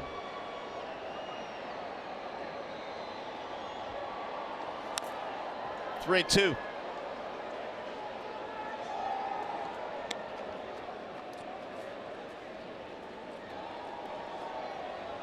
Alonso played last night. He was 0 for 4 in the ball game.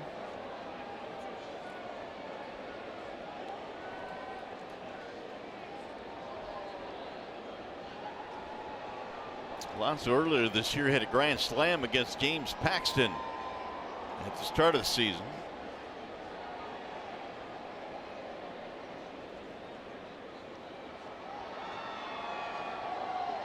Runner bluffing on 3-2, line drive over the head of Cosman to center field. That'll put 2 on now for the Indians. I think whistled by Cosma. Cosman was going over to cover the bag. It looked like to me he was on the move and he got to the right spot, but that ball was hit so hard it just looked like he couldn't elevate.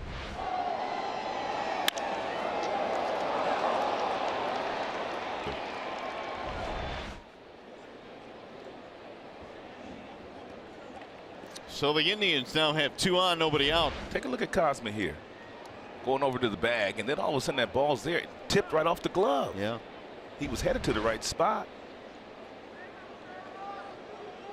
They're expecting a possible bunt here from Greg Allen. Well, Allen can really fly. He bunted for a base hit last night and got down the line in about 3.7 seconds, which is the fastest that anybody has gotten down the line this year in a Tribe uniform. That's how fast he is. Put that in the context, rather. What is a good time from the left side of the box? From the left side, a good time down to first base is 4 seconds. Wow. He got down there in 3.7 seconds. A good time from the right side, an average time from the right side is 4.2. In this ball game, he is 0 for 2. And when you add in the fact that guys like Allen, a lot of times, Mario, when they make contact with the baseball, they're already running out of the batter's box, and that really aids them in flying down that line.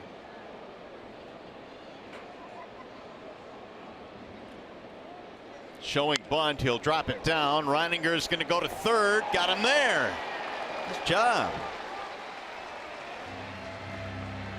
They get the lead runner.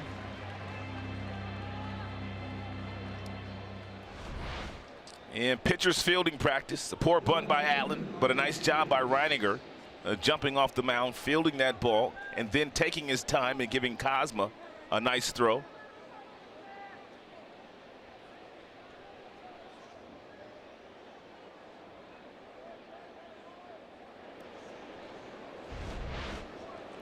It was before the last pitch. McCann and Reininger had a little chat. And as you mentioned, the bunt really wasn't all that good. It went right back to Zach, who whirled and threw him out. Here is Rajay Davis now with 1 out.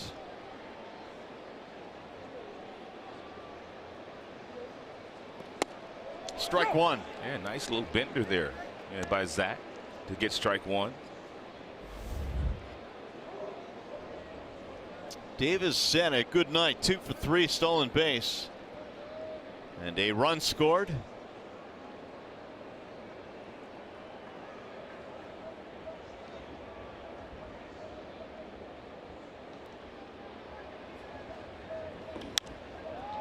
Now it's 0-2.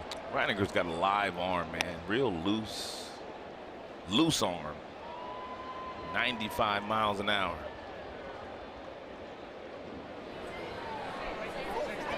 Looks like that's the place to be. Got the fire going. Favorite beverage? Lots of TVs.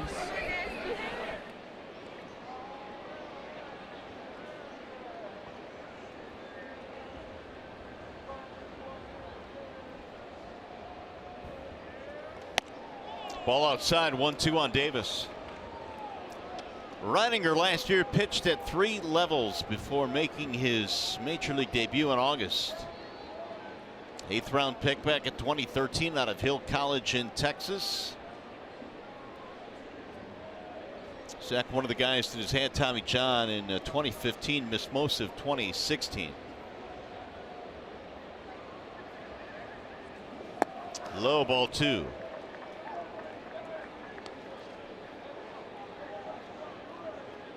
Zach came on in the 5th inning with runners at first and third and got a huge double play to end the inning.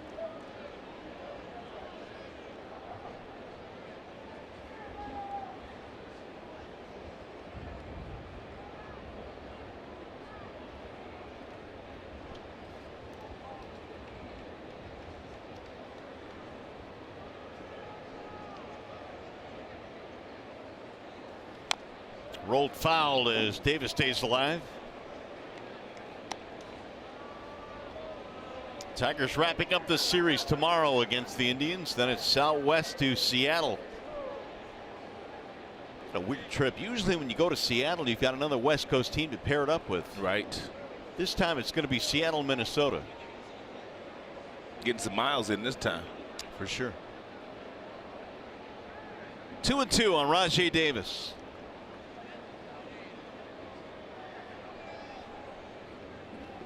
Now 3-2. And you've got Michael Brantley waiting on deck. The meat of the order for the Indians lurking.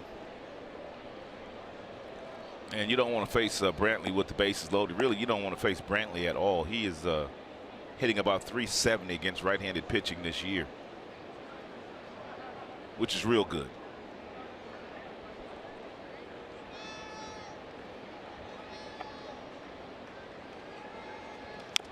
Grounded foul, so it's turning into a pretty good at bat here for Davis.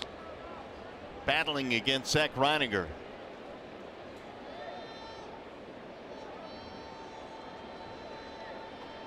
Well, Reininger throws hard now, but when he was in high school, he was only 5'10", about 150 pounds. And he threw a lot of breaking balls because he just couldn't throw it by guys. Then he got to college, got bigger, velocity increased.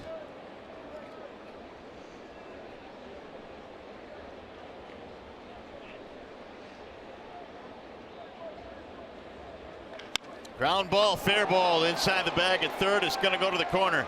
Alonso will score. They're going to try and get 2 runs in. It's kicked by Goodrum in the left, and 2 runs will score for the Indians.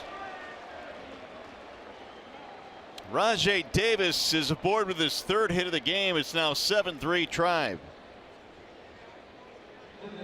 And Reininger was able to get ahead of Rajai Davis.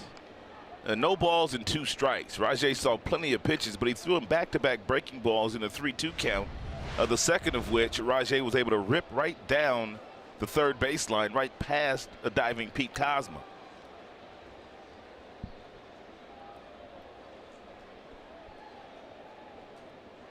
Just out of the reach of Kozma.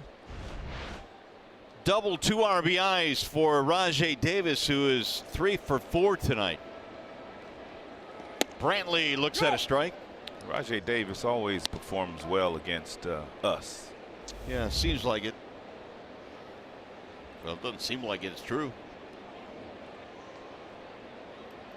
Davis's 2nd and 3rd RBIs of the year. 7-3 Indians.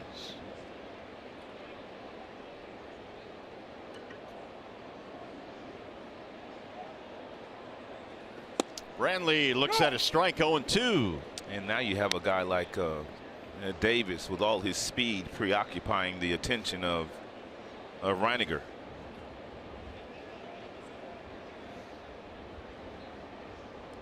Walking a single for Michael Brantley. The Tribe now with 9 hits. Tigers have 5.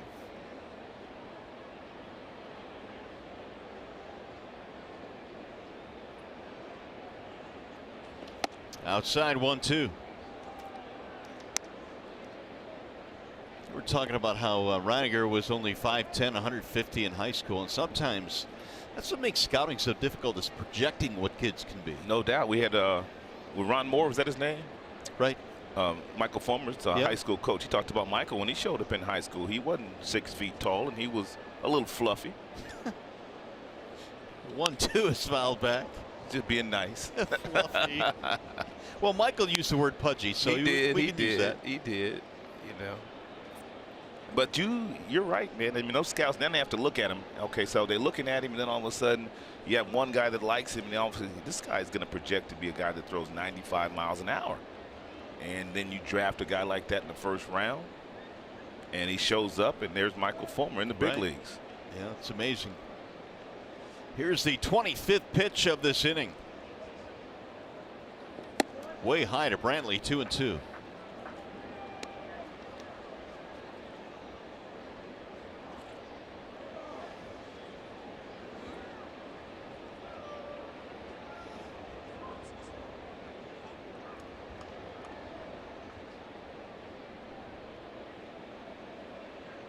Now Reininger with the 2-2 to Brantley.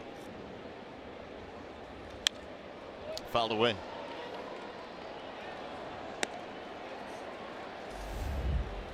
Here's our Xfinity high-speed pitch. And Reininger top fastball so far this evening, 95.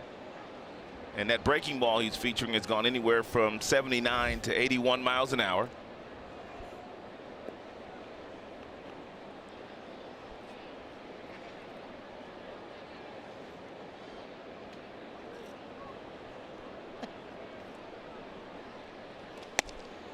That'll miss low, and now from 0-2 he's gone to 3-2 on Brantley. Dangerous. And of course you've got Ramirez on deck, and then it would be Lindor.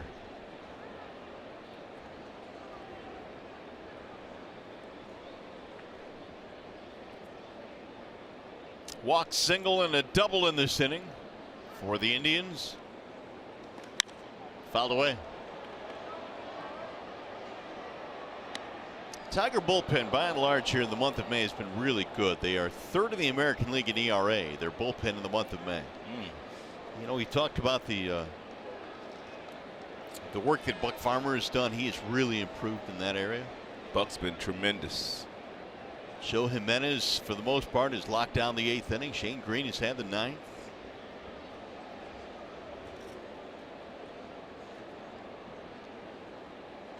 And he walked in ball 4, so Brantley gets a base on balls. Well, Sunday, May 27th, the Tigers face the White Sox at 1:10. Bring your little princess to the ballpark for Princess Day. Special ticket packages include a game ticket, Tigers tiara, a pregame princess parade, and a meet and greet with a princess. For tickets, go to tigers.com/princess. Well, it appears Chris Passio's coming out now. Tigers pitchers today have had 12 3-ball counts today. But they're still in this game. They trail by 4. But the command hasn't been great. Well, Zach now at 29 pitches here in the 6th. Hey, Boss came out there with a wry smile on his face as if to say, you know what, young man? You got to get through this inning here. Yeah, you're on your own. There's nobody up in that bullpen. They just got somebody up. Liriano had to leave in the 5th.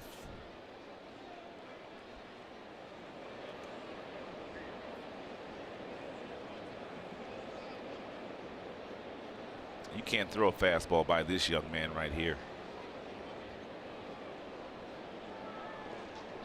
Ramirez rips it to first and right by Hicks. This will get at least one more run in. Davis scores. Brantley's going to be held at third. And the Indians get another run. It's 8-3.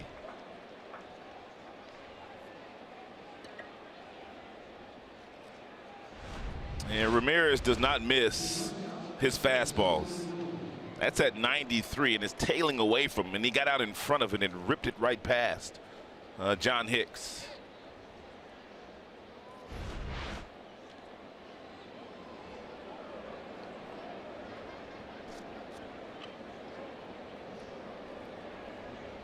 Two-bagger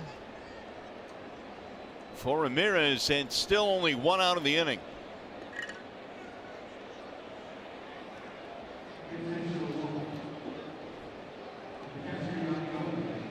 So the intentional walk to Lindor. He's going to bring up Gomes with the bases loaded.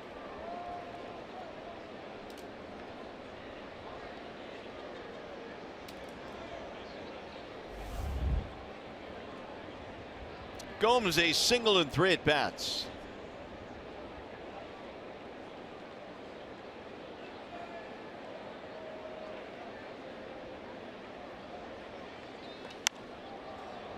It'll head back toward the seats, down the line, and out of play. 0-1 on Gomes. More action in the Tigers bullpen. It is Lewis Coleman now beginning to warm up.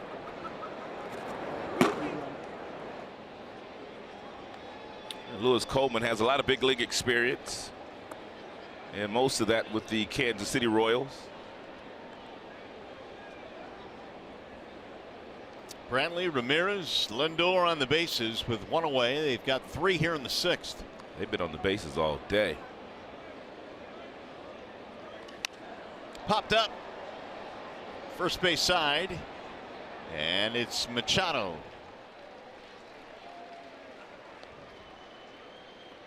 So there are 2 gone now. That'll leave it up to Brandon Guyer.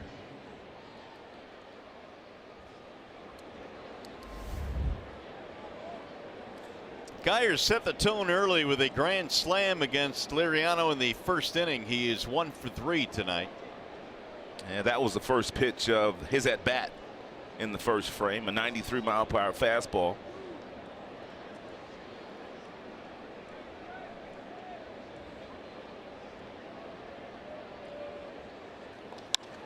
Fly ball in the air to right field. Hit pretty good. Castellanos has room to the track to retire the side. 9 men to the plate. And the Indians add 3 more when we come back. Grayson Greiner talks about the influences of his family.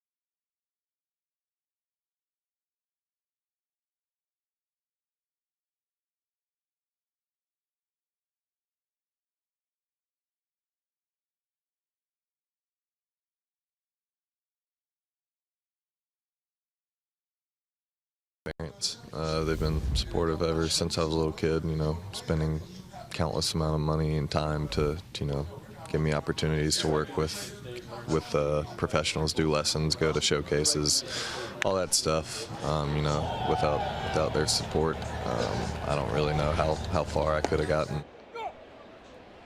Grayson Greiner, our Chevrolet most dependable player, and Grayson is dependent on his family to be sure to get to the big leagues. I think most do. Yeah, I think a lot of the parents shuffle the kids back and forth to practices and everything they need to get to. Never ends. 8-3 ball game. Indians have the lead. We go to the bottom of the 6th inning here. The Tigers have been out hit 10-5 as well. Tomlin had a long sit down, and he spins up a breaking ball strike. And Tigers were able to get back in the contest in the bottom half of the 5th frame by scoring 2, but the Tribe come right back and scored 3 more. Ron Gardenhire was talking about that a couple of days ago, how he would like to see, and I'm sure that they will get better at it. And when his team scores, he'd like to see the pitcher go out there and shut down the opposing team to get his team back in the dugout while they've gained some momentum. Yonder Alonso stays in the game to play first base. Here's the 1-2 to Cosma.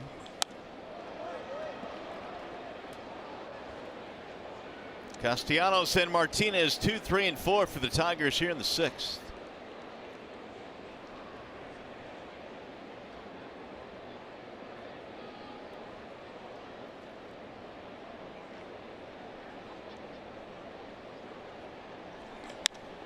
Fly ball in the air to center field, playable. It's going to be Allen. One gone. And here's our Bell Tire pitch by pitch. Tomlin has scattered 5 hits, 3 runs here today. But by and large, the Tigers haven't been able to barrel him up as much as they would have liked to. And now he's got a pretty big lead. He's got the fastball, tops out at about 87, 88. He's got the cutter that he throws a lot of. And when not doing that, he's got that little breaking ball. He's kind of kept the Tigers hitters off balance so far here today. Well, he came into the game having allowed 13 home runs and promptly gave up 1 to Jacoby in the first inning. And there's a drive deep left. Looks like he's given up another one. It is gone. Nick Castellanos is homered. 1-out solo shot. It's almost like Nick went up there sitting on a curveball and got the curveball and didn't miss it. And that's going to be the end of the night for Tomlin. Look at this breaking ball. It's almost like Nick, he got his foot up, he got it down, a little out in front, and just flipped it out of here. Tomlin flipped it up there, and Nick flipped it out.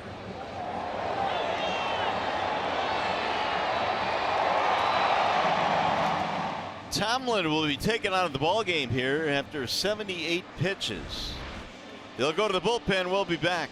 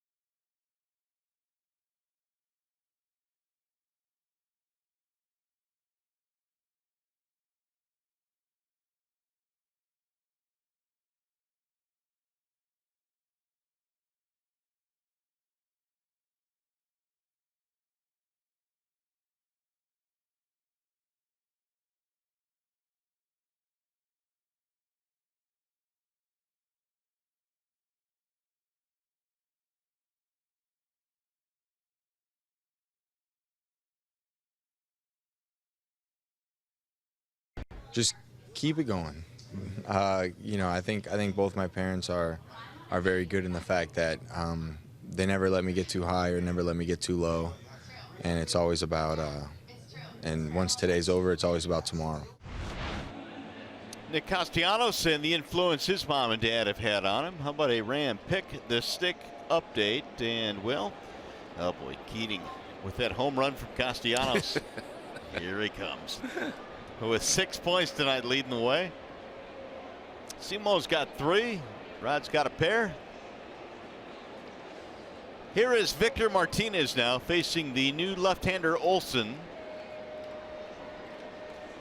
And he slings one down low, 1-0. Olson has a fastball that will probably top out at about 90 miles an hour. He's got a slider.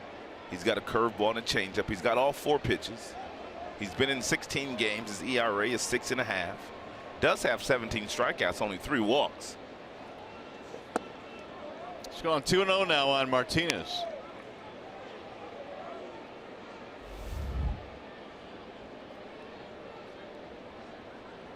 Tigers get a run back on the home run by Castellanos.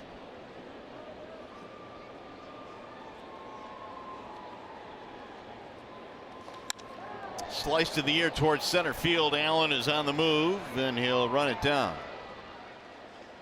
2 away.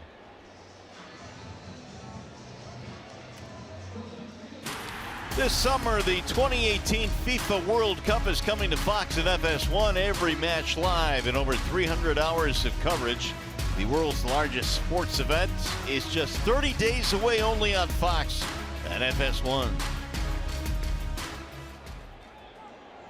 2 gone now for Nico.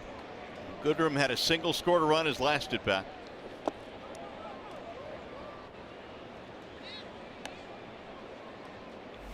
He is 1 for 2, a 5-game hitting streak now for Goodrum.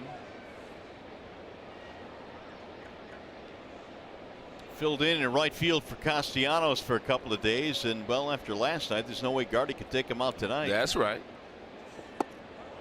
There's a strike call. That ball looked low.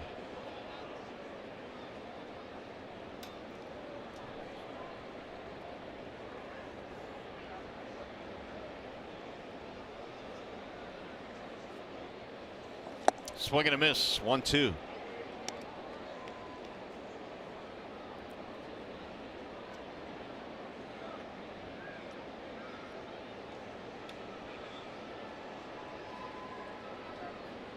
Boz chatting with Reininger after that lengthy 6th inning.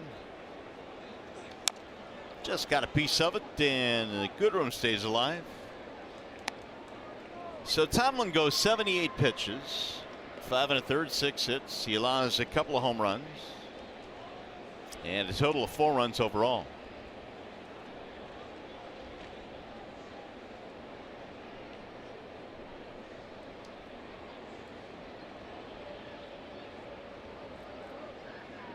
Here's the 1-2. Did not go.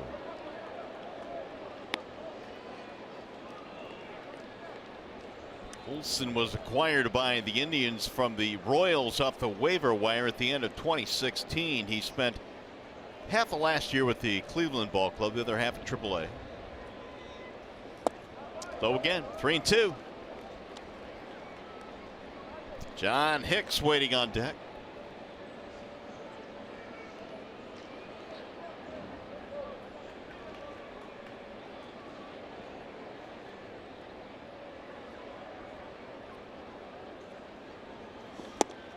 Got him, strike 3, and that will end the inning. Tigers settle for 1 run.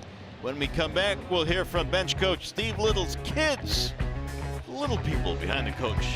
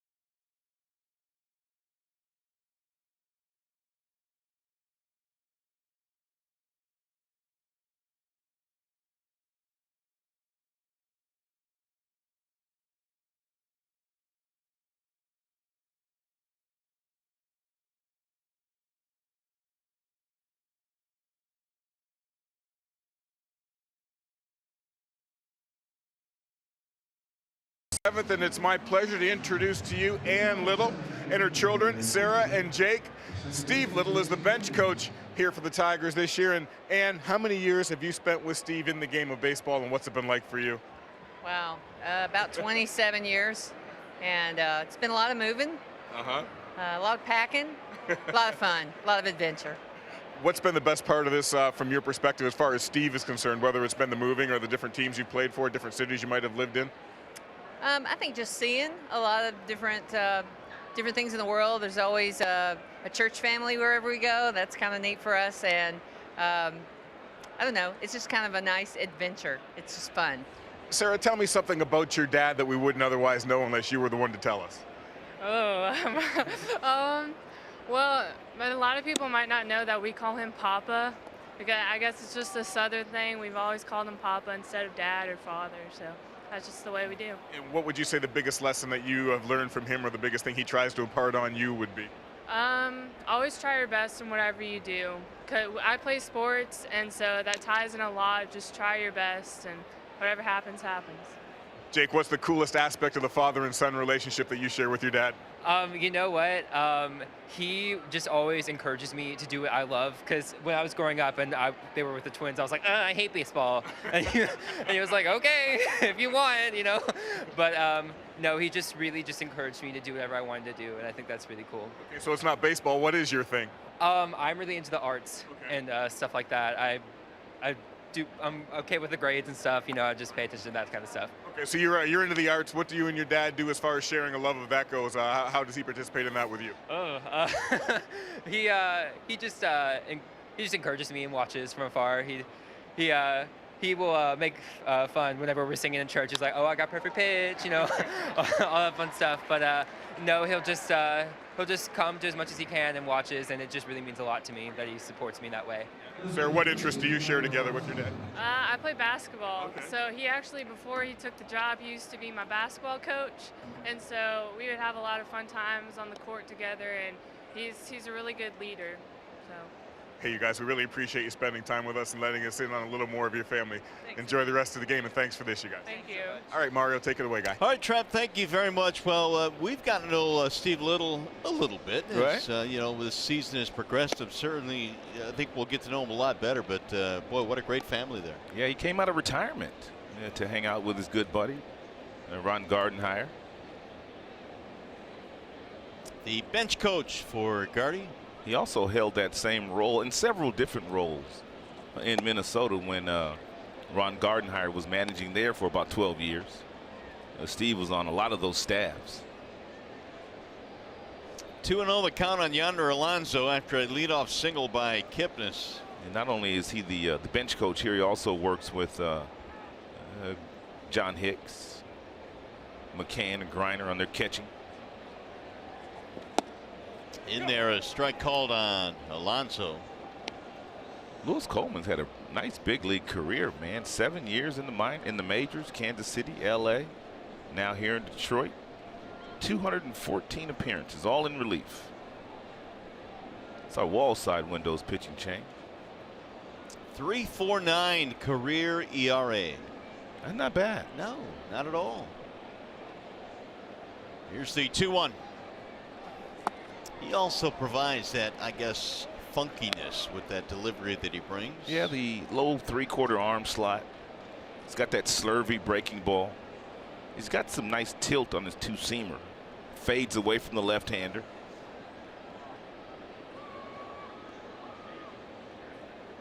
Looking for a ground ball right now off of Alonso's bat.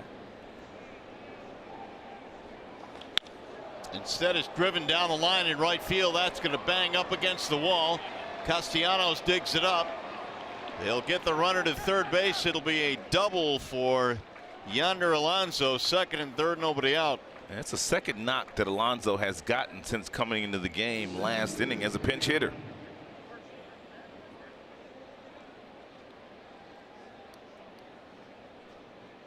It's the ball up in the strike zone. You got to make sure you get that ball down. Although McCann wanted it up there at 89, Alonso able to get on top of it. Tribe got their hitting shoes on tonight, partner. They only got 3 hits last night, but they got 12 tonight. They seem a little bit upset about the 3 hits last night. Yeah, that's right. They did come out a little angry today. Infield coming in a couple of steps. Here is Greg Allen. Little chopper foul. Fielder's choice and scored a run.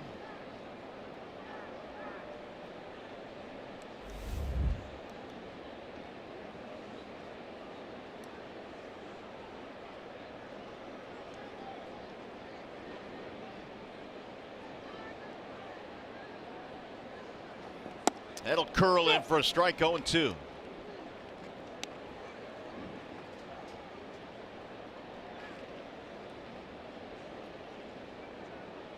Allen had a triple in the ball game last night.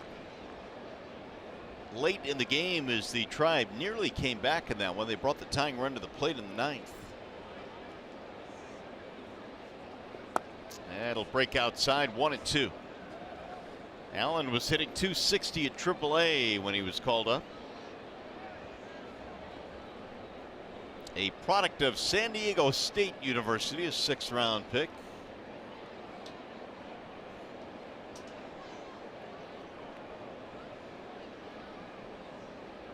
Now the 1-2. Swing and a miss, and out on strikes, 1 gone. And good pitch there by Coleman, 90 miles an hour. And was able to throw that ball right by Allen. He got ahead of no balls and 2 strikes. He wasted 1 pitch, came right back with a good fastball on the black at 90. A little tailing action to it. That'll bring him Rajai Davis. Infield at halfway depth now. Big night for Rajai. 2 singles, double, 2 RBIs, 2 runs scored.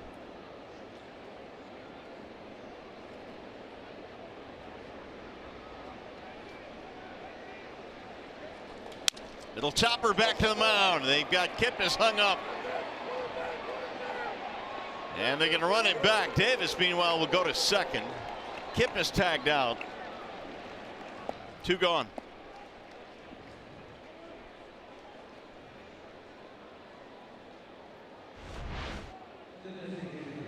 And ball right back, and he obviously coming on contact.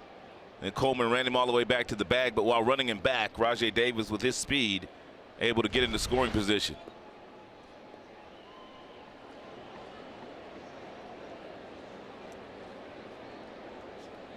Now Michael Brantley, 2nd and 3rd, 2 away. If Ramirez won in the on-deck circle, they'd walk Michael Brantley. But it wouldn't be wise to do. No, I would advise against it. Huh? But that's just me. One guy hitting .333, that'd be Brantley, hitting .370 against righties. And you got a base open and you won't walk him because the guy in the on-deck circle is so dangerous. The guy in the on-deck circle is a little dude, man, but he plays much bigger. Oh, he got some swagger, man. He's got some swagger. A little pep in his step. Like the little Energizer bunny. That'll break low. 1 ball, 1 strike on Brantley.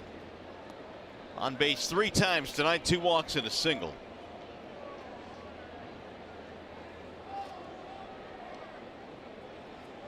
Dr. Smooth is his nickname. His daddy also played in the big leagues. His name was Mickey. 2-1.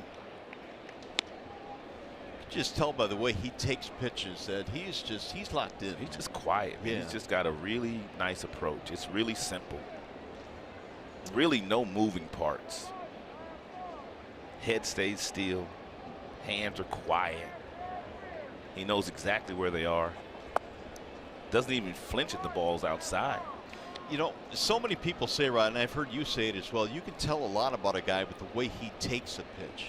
You can tell when a guy's definitely seeing the ball well just by how he watches that ball into the catcher's glove. And then when you have to throw him a strike, and now Coleman, he has to throw him a strike. And he does. He curls one in. That's a good pitch. That's a good pitch. And that's the difference in Michael Brantley and a lot of other hitters, Mario, in the big leagues. Michael Brantley's sitting on the fastball. He saw that breaking ball, but he wasn't going to swing at it because he's not looking for that. He says, you got to throw me another strike now. A lot of guys would have been swinging at that breaking ball.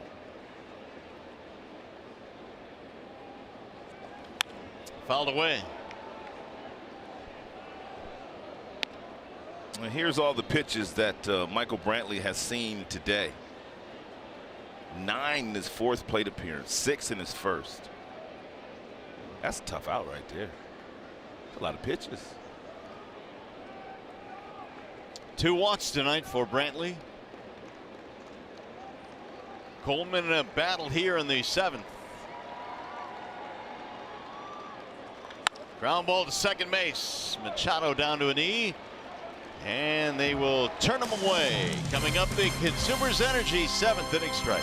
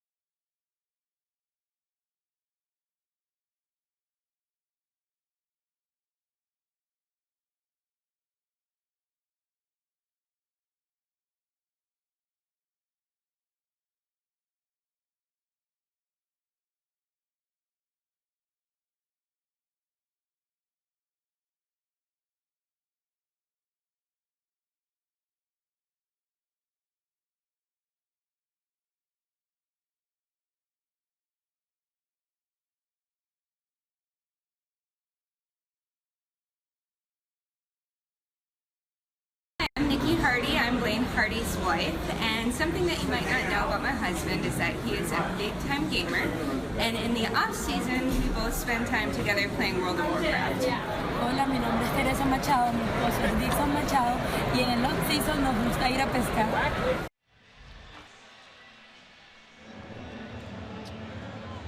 The Miller Knight hold true moment. Dick's wife, by the way, says he loves fishing on his off days. That's what he likes to do. Oh, that's what she said. So we just learned something about Dixon there. Yeah.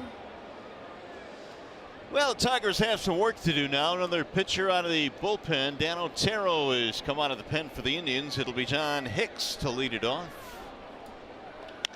Little roller back up the middle. There you go. Base hit to get things started.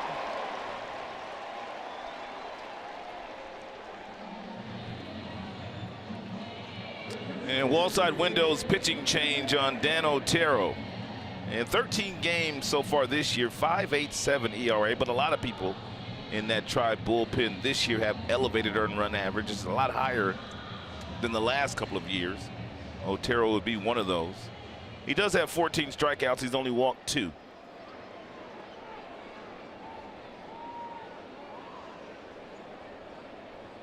Here is McCann.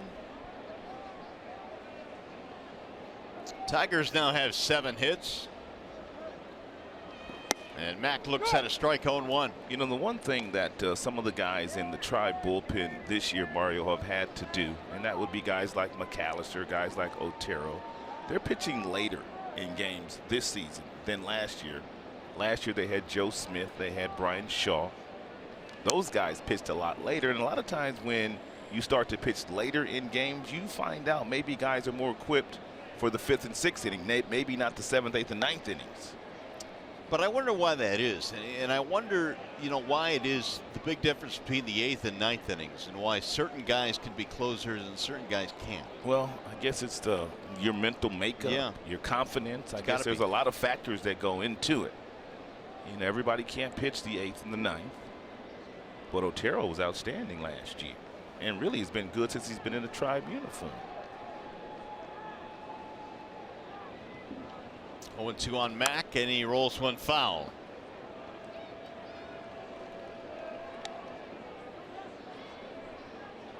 Otero in 2016 was 5-1 in 70 innings pitched with a 1.53. Whoa. Last year he had a 2.85 in 60 innings pitched out of that bullpen. So He was a major contributor the last 2 years out of that bullpen.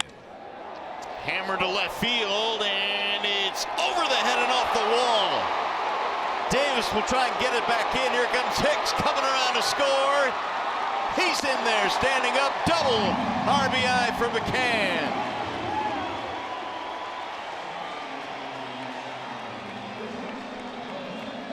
8-5 game.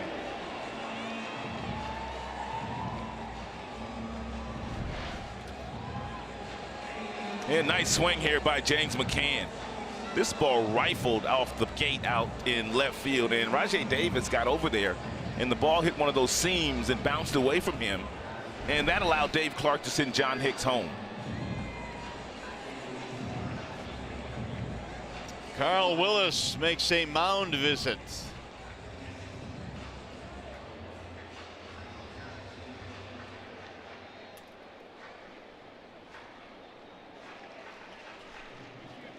Well, streaks were made to be broken. Make history and win $5.6 million. Download Beat the Streak today in the App Store or on MLB.com/BTS. I'll take $5.6 million. You give me half of it. We'll both be happy. And Miller's up. Andrew Miller and, of course, Cody Allen, their closer, at the back end of their pen. Here is Iglesias. Iggy looks at a ball low. Tigers with 2 in the 5th, 1 in the 6th, now 1 here in the 7th. And one of the things that you guys at home know about this Tigers team, they won't quit. And they will continue to put some pressure on the Tribe defense. That is hooked foul, just foul. That would have got another run.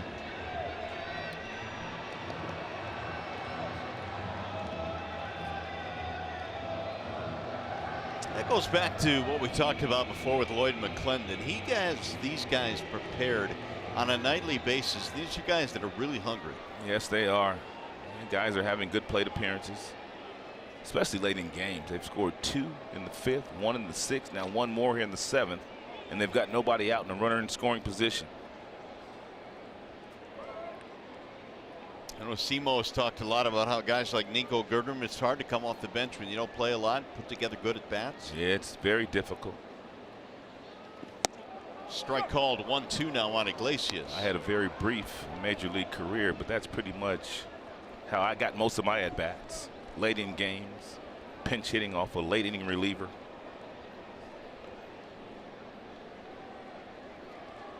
Wouldn't trade it for anything in the world, though.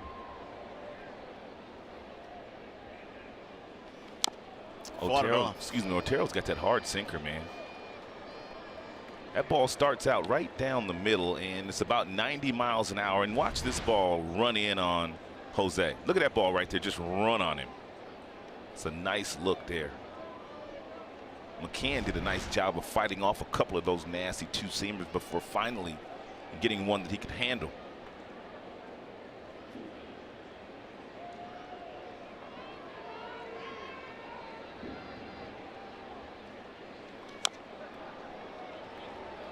Iggy not going down without a battle, though. His ground ball scored a run in the 5th. He is 0 for 2 RBI. Here's the Tiger box.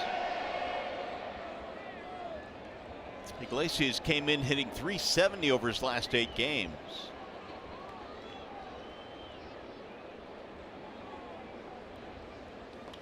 Sliced on the ground to second. This will advance the runner.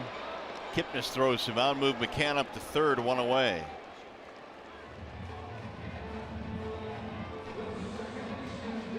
Let's take a look at how Otero attacked Iglesias. For the most part, he kept giving him that hard sinker inside. Sinker, sinker, sinker. He continued to foul him off. Finally went away. And Iglesias, with the runner on second base, hit the ball the opposite way to get him over to third. Here is Machado with 1 out. Single ground out for Dixon. Bouncing ball left side of the infield, and they're going to come home. And it gets away from Gomes. A run will score. Lindor tried to get the out at home plate, threw it away. was kind of surprised that James ran there because he didn't get a really good jump off of third base. It appeared he wasn't coming on contact, and that's exactly what Lindor saw. Lindor saw he didn't get a good jump and then threw that ball home, but he bounced it. Yan Gomes couldn't help it. Look at James. James didn't leave until that ball got past the third baseman, and Lindor had an opportunity to throw him out, but he didn't. It's going to be it for Otero. Tigers back to within 2. We'll be back.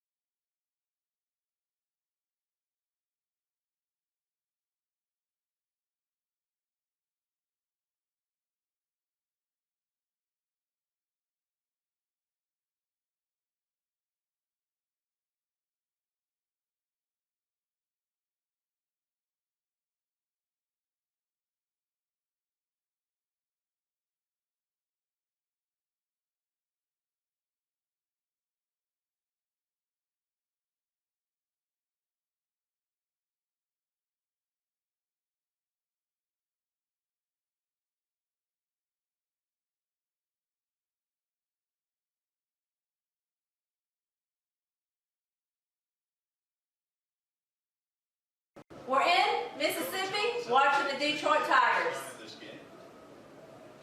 Come on, Cole. Good eye. Whoa. Let's get some runs. He is 0 for 4 in the series. He got it. He got it. Yeah! Hey, boy. Good job, Cole.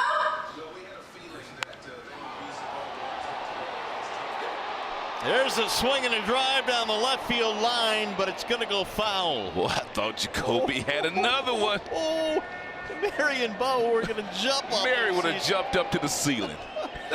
Well, that's pretty cool. We saw the replay of Mary and Bubba Jones in their home watching Jacoby, and he almost hit another one. Solo shot in the first. Andrew Miller coming on here in the 7th inning. It is a 2-run game. That'll miss outside. 1 ball, 1 strike. Andrew Miller has a fastball that will get to the mid-90s. He slings it up to the dish. Tremendous movement. Outstanding slider. And one of the best relievers in our sport. Pulled to third and right by the third baseman Ramirez down in the corner. Here comes Machado to third. They're going to send him home, and he will score. Double RBI for Jacoby Jones.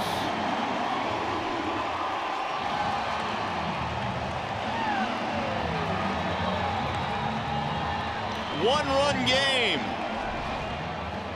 Yeah, we told you coming in, this Tribe bullpen really struggling this year.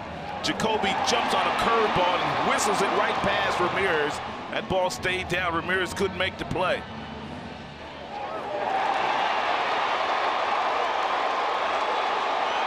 Machado scores all the way from first. 8-7 ball game. Here's Pete Cosman now with the tying run at second, only 1 out. Ground ball to third. That one is by Ramirez. That'll tie the ball game. Cosman's on his way to second, and RBI double. How about these Tigers? 8-8 game. They're doing this against Andrew Miller. Miller has come out of the bullpen, allowing 2 doubles. Keep it moving, boys. Keep that line moving.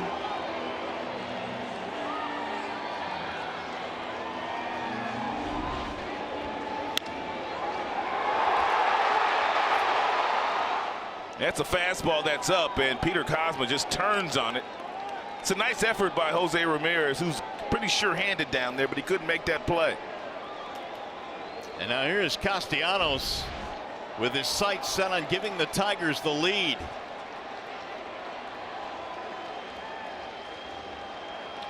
And a drive in the air to left field.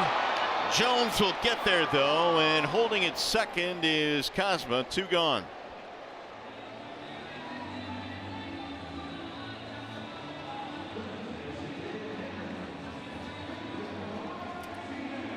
Here is Victor Martinez now. The Tigers have bullpen action. Daniel Stump, the lefty, Buck Farmer, the righty. And when we get to the top of the 8th, we'll be chatting with Daniel's assistant baseball coach from his college days. Outstanding inning here turned in by Tigers bats. Some quality plate appearances. It started against Dan Otero. Now it's continued here against one of the best relievers in baseball, Andrew Miller.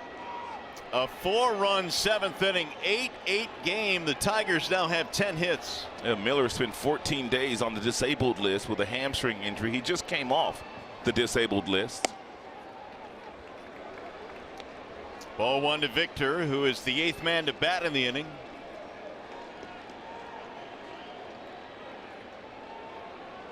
Seven of the 8 runs in the last 3 innings for the Tigers. And we had a feeling, even when the Tigers gave up that 4 spot in the very first inning, we had a feeling that they would somehow, some way come back in this contest, just the way they've played all year. And Chris Bosio and Ron Gardenhire looking at their options as far as how they want to piece this one together. 2-1. Well, the Indians, I'm sure, were hoping to get Otero to give them a spotless 7th, then bring on Miller for the 8th, Allen for the 9th, but the Tigers offense have blown up those plans.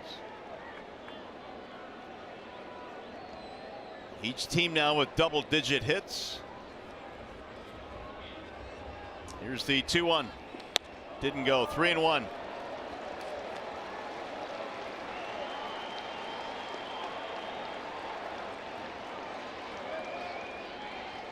Miller's got a different look these days. Clean shaven. He has shaved the long hair as well.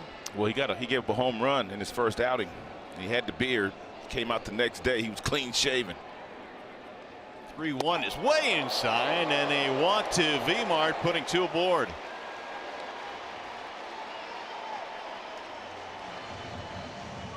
Here's the upcoming matchup presented by Wallside Windows. And tomorrow in the finale, the Tigers will send Ryan Carpenter to the mound. That was announced today against Trevor Bauer. Got a pinch runner now at first base for Victor. Victor for Victor. Reyes for Martinez.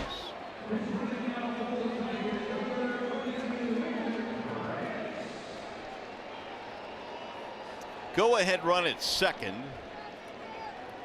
for Nico Goodrum, who is 1 for 3.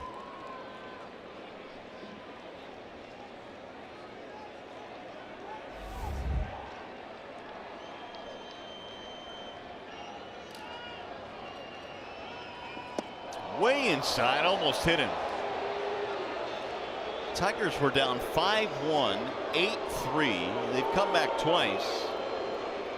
Cosma at second and Reyes the pinch runner at first. And you could tell that Miller is a little rusty out there.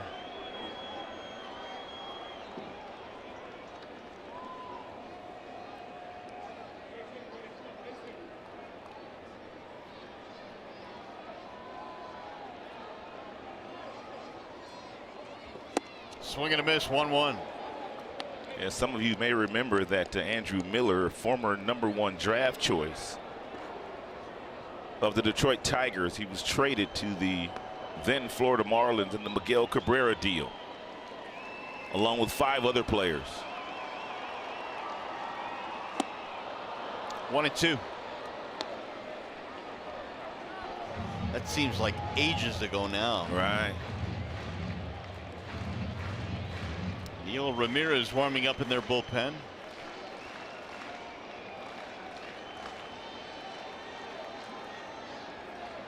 Now Miller with the 1-2. Outside, 2-2.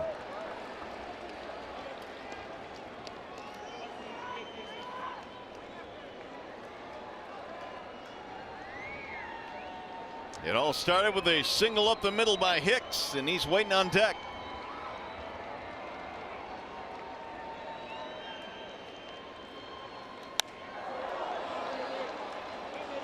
Nico staying alive.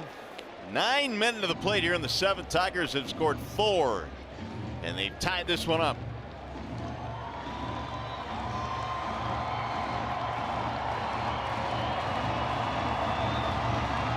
Fans have gotten into it.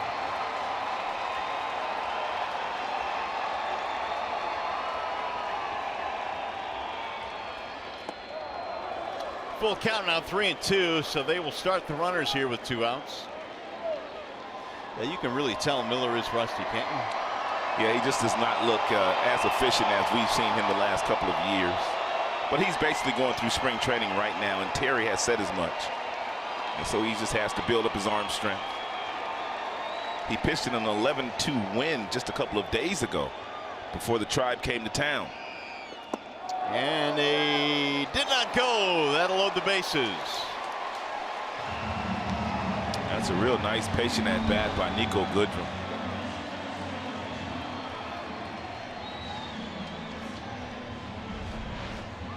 Boy, the Indians are going to use another mound visit now. Carl Willis coming out. 17 pitches for Miller.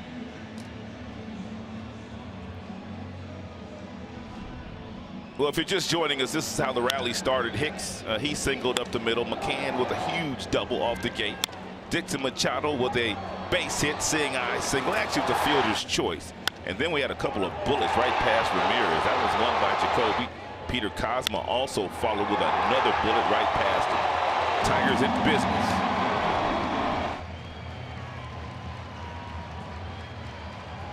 Hicks now a chance to give the Tigers the lead here. They are loaded up with 2 outs. And John has done some of his best work with runners in scoring position, batting a cool .350. 2 out of 3 tonight for Hicks. Big deep breath. And ball 1 from Miller. Miller has thrown 18 pitches. 10 of those have missed the strike zone.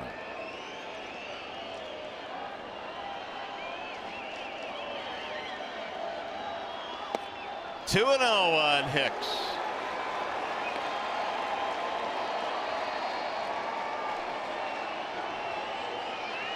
Miller 2 doubles, a walk, another walk. Terry Francona wondering about his bullpen. Way outside, 3-0. Miller's about to walk in a run. If he walks Hicks, he might have to go get Miller.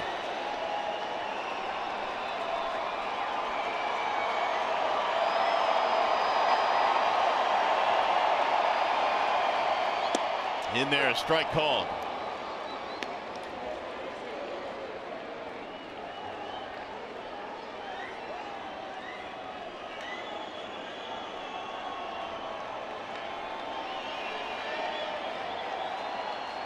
He walked him, and the Tigers have the lead. 9-8 Tigers, bases loaded to walk, and that's it for Miller.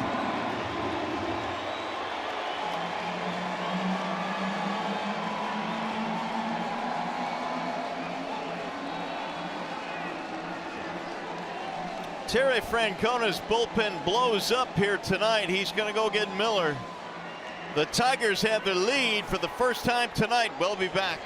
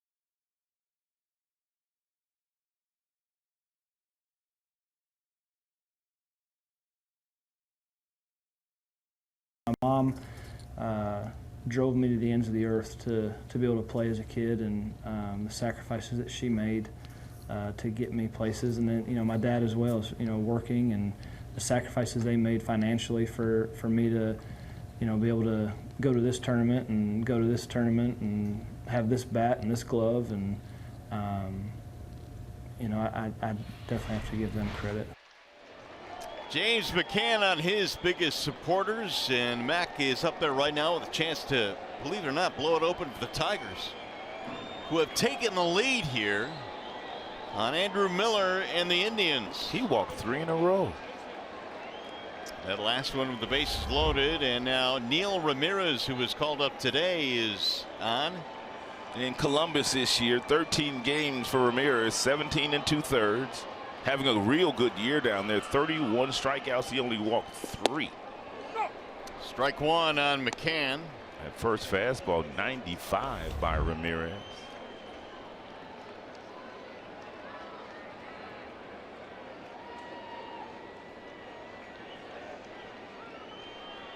Five runs, 7. Tigers lead 9-8.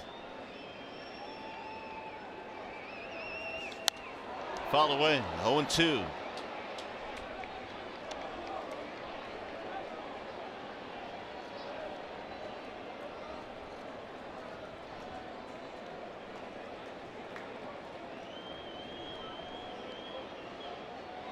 Signed by Cleveland as a free agent last November, non-roster invitee to spring camp.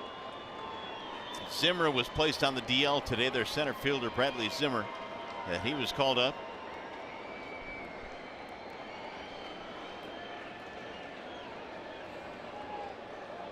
Tigers have 8 of their 9 runs in the last 3 innings here tonight.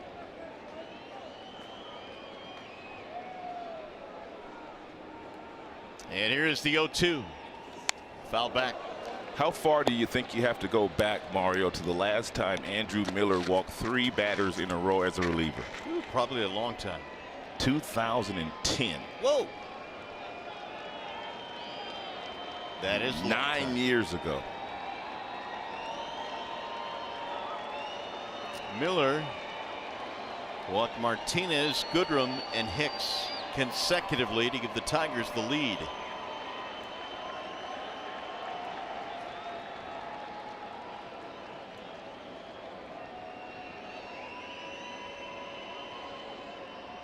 Here now is the 0-2.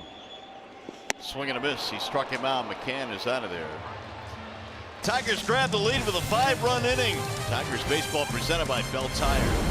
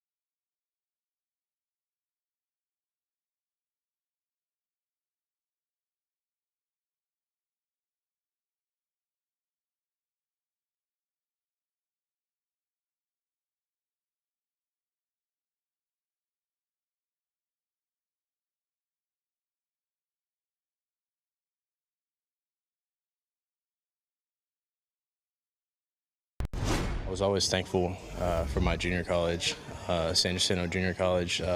They gave me the opportunity to come out and walk on. Obviously saw something in me and gave me the chance. That's all I wanted was the opportunity. And I ended up, being blessed with amazing coaches there to help guide me. The 1-800-CALL-SAM call of the game as Daniel Stump enters the ball game now, and we are pleased to be joined by Corey Kohler, who is Daniel Stump's assistant baseball coach in 2011 and 2012 at San Jacinto in Houston, Texas. And Corey, thanks for spending a little time with us here. How gratifying is it for you now to see a guy that, well, was one of your players at San Jacinto go all the way to the big league level? It's got to be gratifying for you. It is. Daniel was a special player. It's funny. He showed up one day just looking to try out for the team, showed up in gym shorts, asked if he could throw a bullpen, said he was left-handed, and I said, sure, yeah, let's do it. And, I gave him an opportunity, and he was throwing low to mid-80s, and I thought he's a big physical kid. And I said, hey, let one or two go. And, he's run it up 87, 89, and I said, yeah, this is a kid that we need to give an opportunity to. Is that when you thought that Daniel might have an opportunity to play baseball professionally?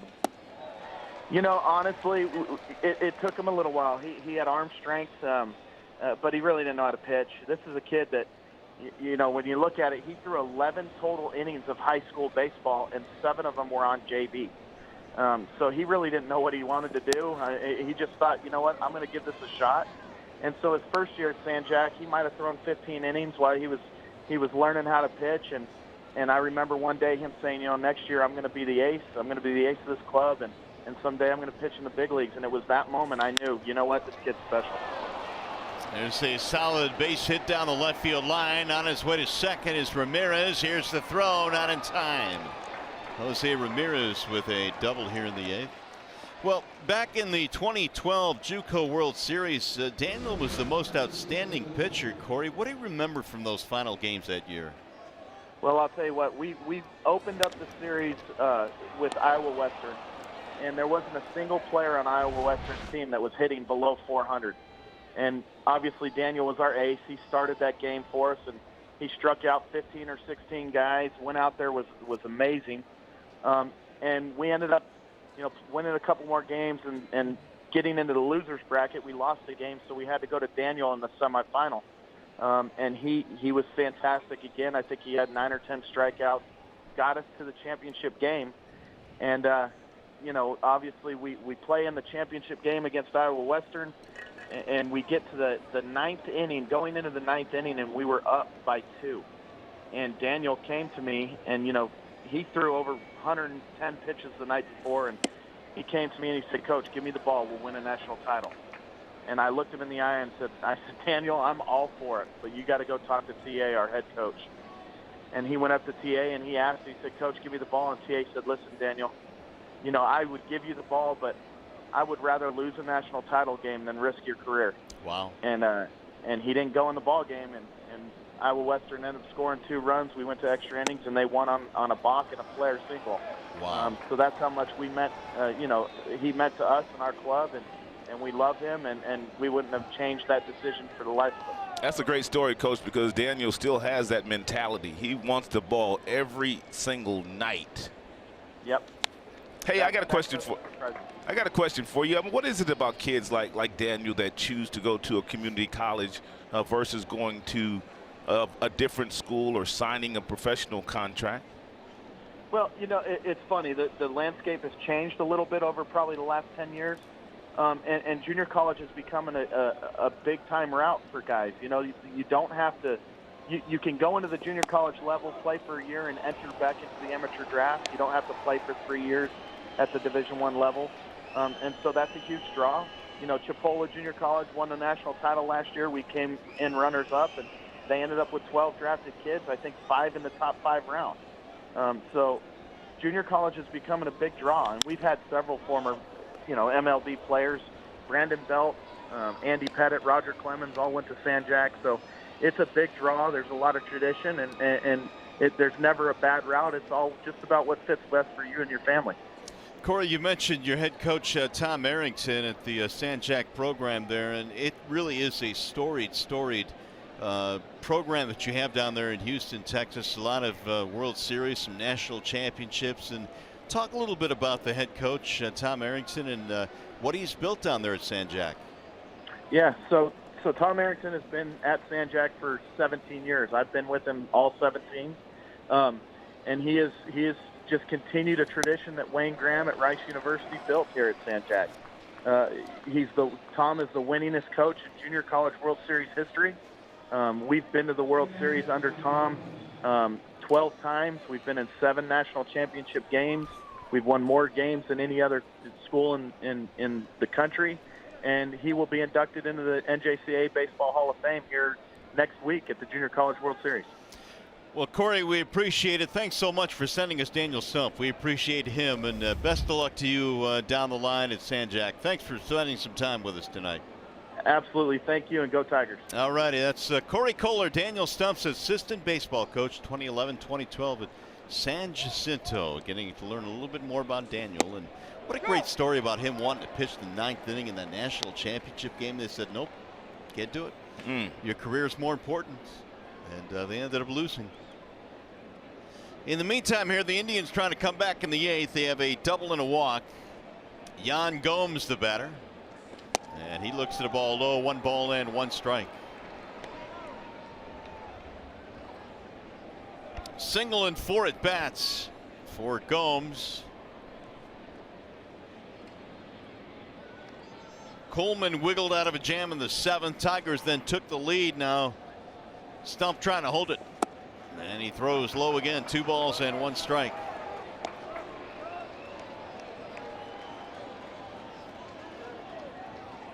What a night at baseball for the Tigers tonight. They led or trailed big twice in this game and then put up a 5 spot in the 7th to take a 9-8 lead.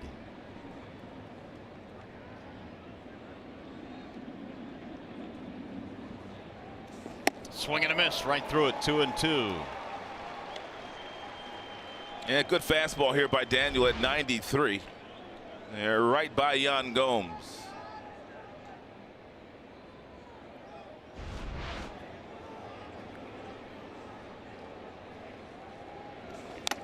Just got a piece of to stay alive.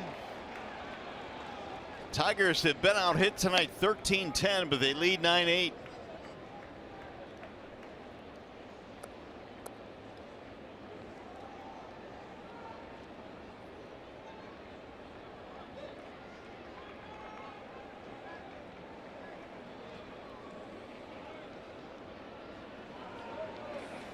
Low ball 3. Did he go? Negative, says Ed Hickok's down at first, so it's full now. 3-2.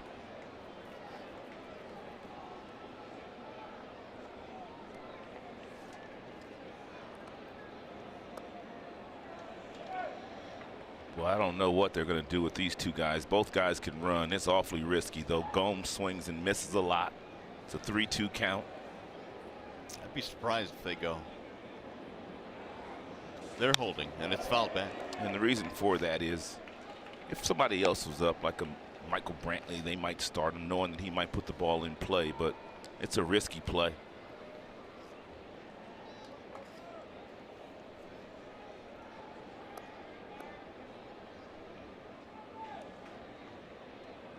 Ramirez led off with a double, and Lindor has walked.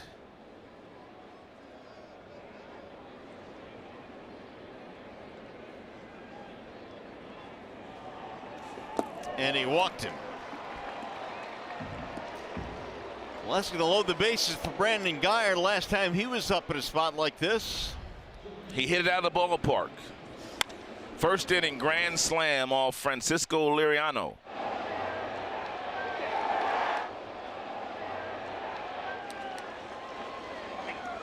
And Chris Basio coming out now for a mound visit. We've used up a lot of these on both sides tonight. This is the most mound visits I can ever remember the Tigers using in a game. I would agree. They're down to 2 now. Typically, it has not come into play in any game this year.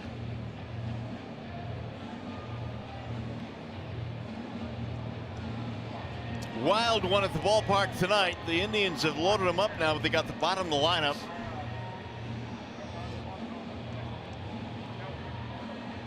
Guyer will stand in.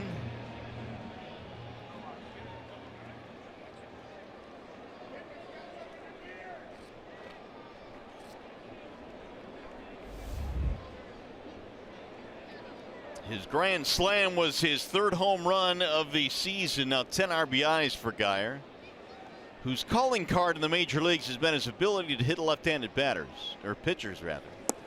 He came in .276 career against lefties, and now Daniel Stump has gone 1-0.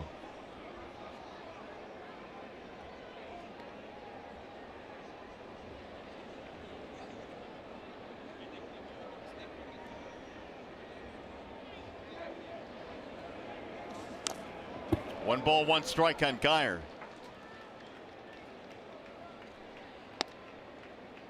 Yeah, career splits on Brandon Geyer. It's one of the reasons why they signed him to a 2-year contract. His ability to hit left-handers. 22 of his 28 career homers against lefties. Chop foul now, 1-2.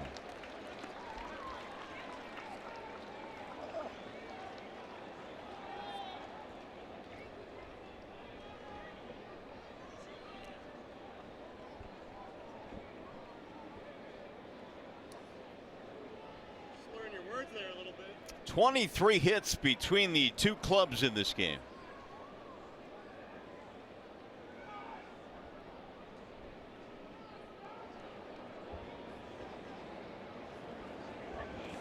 He went around, strike three. Geyer is out of there. Big out.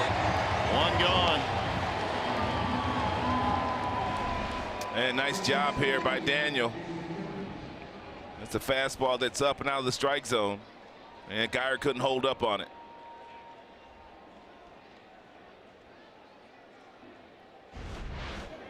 Now Stump is staring at a couple of lefties, Kipnis and Alonso. Here's Kipnis first.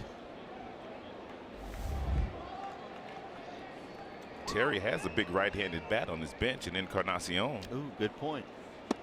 Strike call.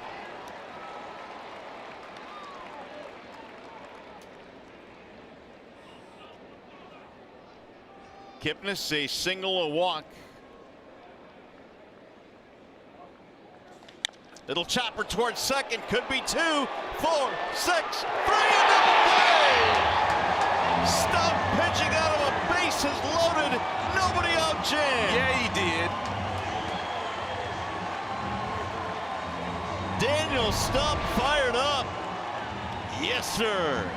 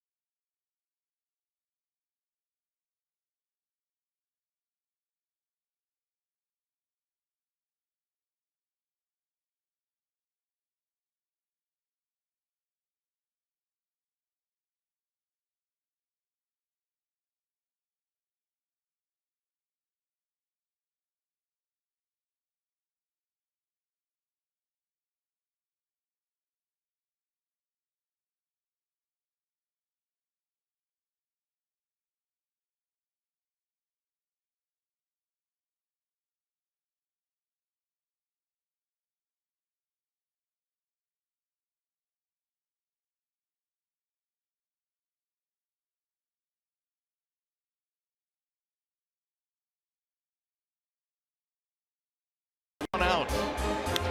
Ground ball to third. That'll tie the ball game.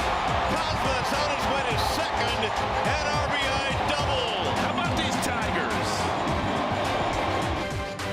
Well, Well, the Tigers put up a 5-run seventh inning. They lead 9-8 as we go to the bottom of the eighth. And how about the job Daniel Stump did? Oh, my goodness. Houdini. A strikeout and a double play ball. Bases loaded, nobody out, and Stump gets out of the jam. That might be just what gets Daniel going again right there. Hope so. Popped up first base side, Alonso. One away. They'll bring up Machado. It's kind of neat that it all happened too with Corey Kohler, his college coach, on the line with us. Yep. Now Machado, who had a fielder's choice ground ball which produced a run in that big 5-run seventh.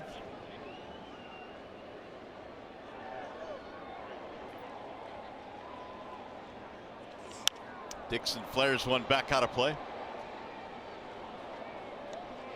Well, there he is, the closer, Shane Green.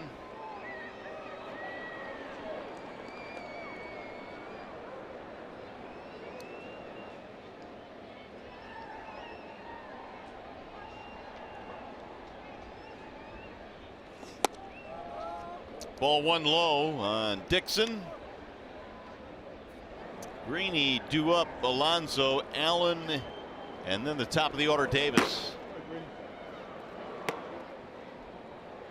With Encarnacion on the bench. Hammer to center field. Allen is there. 2 away. I don't know Terry's whole situation, and obviously Terry's an outstanding manager, but maybe when he gives the guy a day off, maybe he doesn't like to use him as a pinch hitter, because I thought for sure he would use Encarnacion there for Kipling. Sure. Against the left-hander.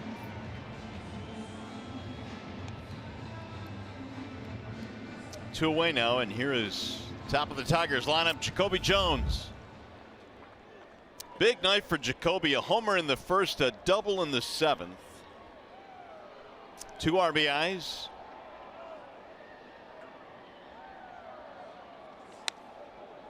Oh, and 1 on Jones. And Jacoby is just getting some really good swings this year. On occasion, he still will leave the strike zone because he's still very young. But, man, when that ball is in the strike zone, he's got some serious bat speed coming through the strike zone. He's got great hands. One around there.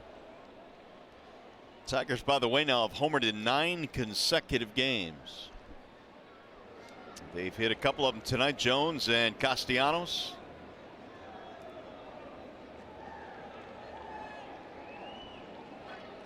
Ramirez came on in the 7th when the struggles continued for Andrew Miller, and that one missed outside. Ramirez has got a pretty good arm. You can see why he was striking out so many in Columbus. Had 31 strikeouts down there and just 3 walks. Right-handers batted just 163 against him.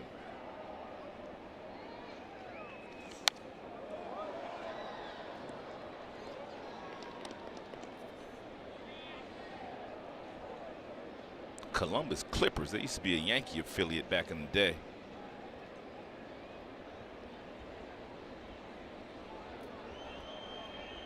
You ever call any games in the International League? No, not the IL. No. PCL in AAA.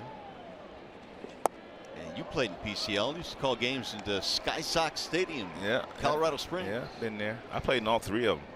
Man, they got some launching pads in Oh, my goodness. They sure do. Balls traveled a long way in the PCL. Albuquerque. Vegas. Even Arizona. Back in the day had a couple teams. Tap back to the mound. Ramirez will throw him out, and that'll end the inning. So Shane Green coming in, trying to lock down a comeback win for the Tigers.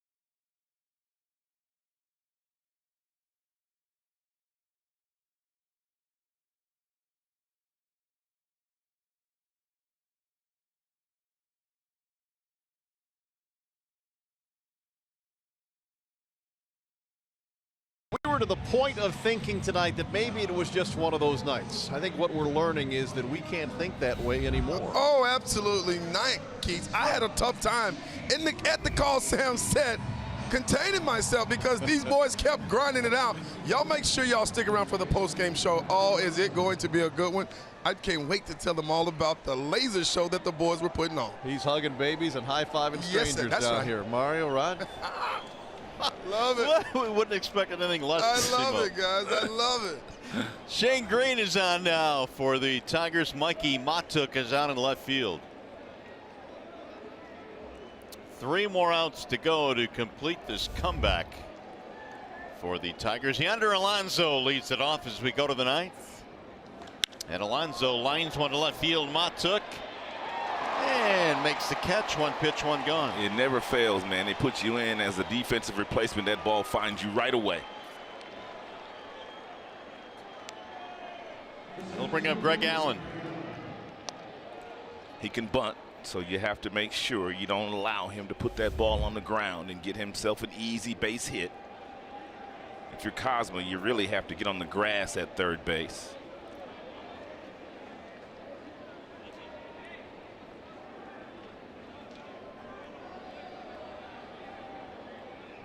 Giving him too much room.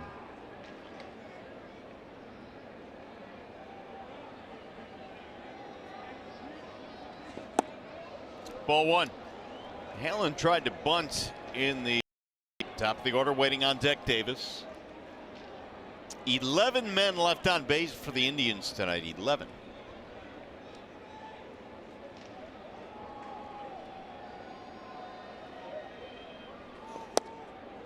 Low ball 2.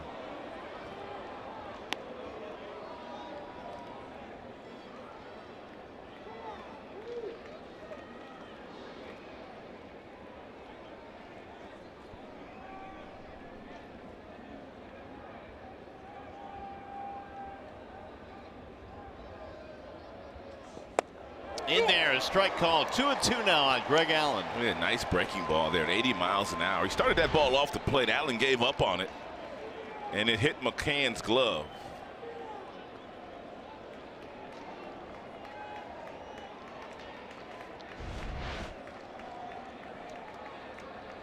Two on 1 hop to Machado. Allen is out. 2 gone.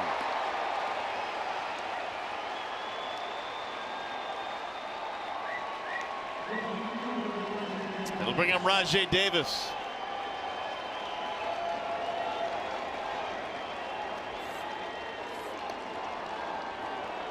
Crowd to its feet. They have witnessed a wild one here tonight. Tigers 1 out away from a comeback win.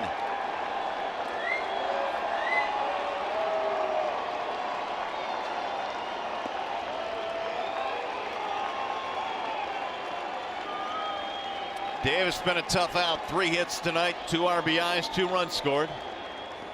In there, strike 1.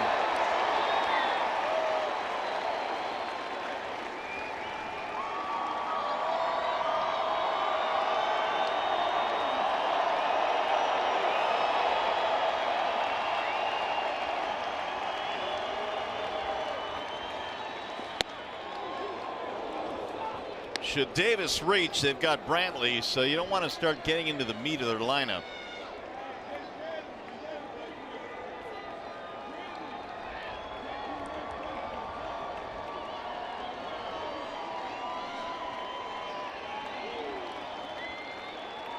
One ball, 1 strike on Davis.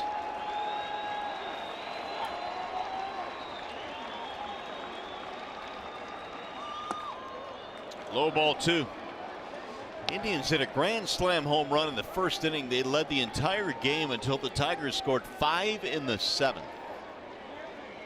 erasing 2 large deficits in this game.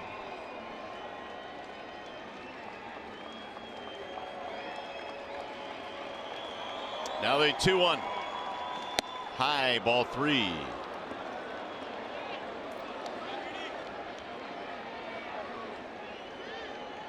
And make him put it in play, Shane.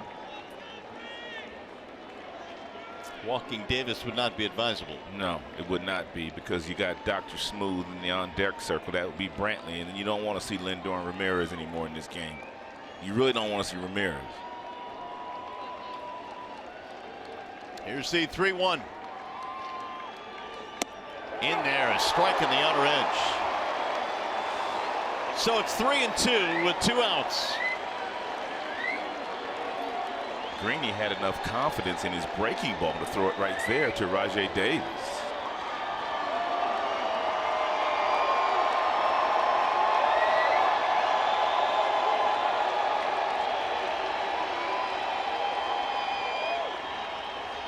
Little chopper back to the mound. Green threw it away. Davis on his way to second, and he's going to hold there. And the Indians are still alive on a throwing error by Shane Green. Oh boy.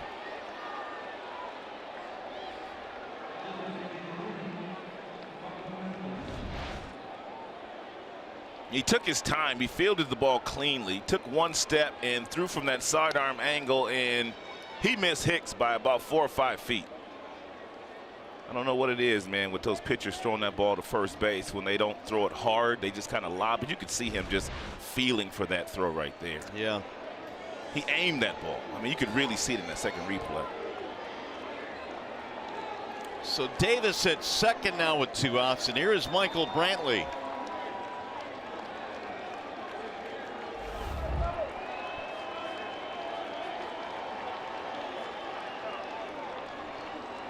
On base 3 times in this game, single, 2 walks. There's strike 1. If you're Green, don't even worry about Rajai Davis. I mean, you don't want him to take third base, but do not concern yourself with him. You have to make sure that your attention is not divided when you decide to deliver that ball to home plate. Michael Brantley is a dangerous hitter.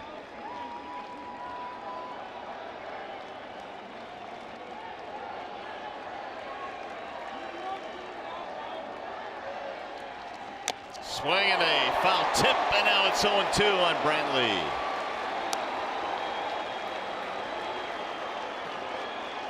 I might try to go up top at least one time to see if Brantley would chase. He's very sound in the batter's box and usually doesn't chase pitches, but I might just try one time to see if he'll chase 94 above the belt buckle. Cody Allen warming in the Indians' pen. Green trying to finish it off. Line toward left, foul.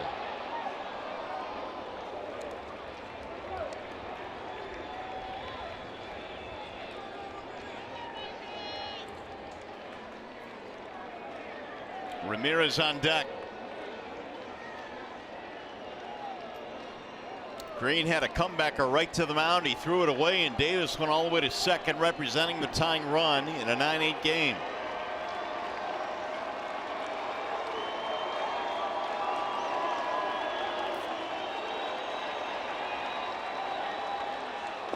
It'll get away. Davis going to third, and he is in there standing up. So now the tying run just 90 feet away. And now if you're Shane Green, if you do throw that breaking ball up there again to Brantley, you're going to be a little more cautious with it. You're not going to want to bounce it with a runner on third base.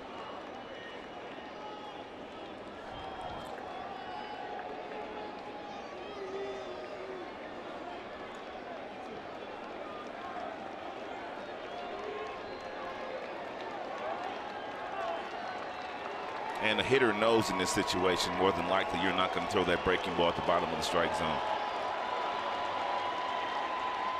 Bouncing ball to short should do it. Iglesias throws him out, and the Tigers win. Stay tuned. Tigers Live postgame from the Coliseum Studios next.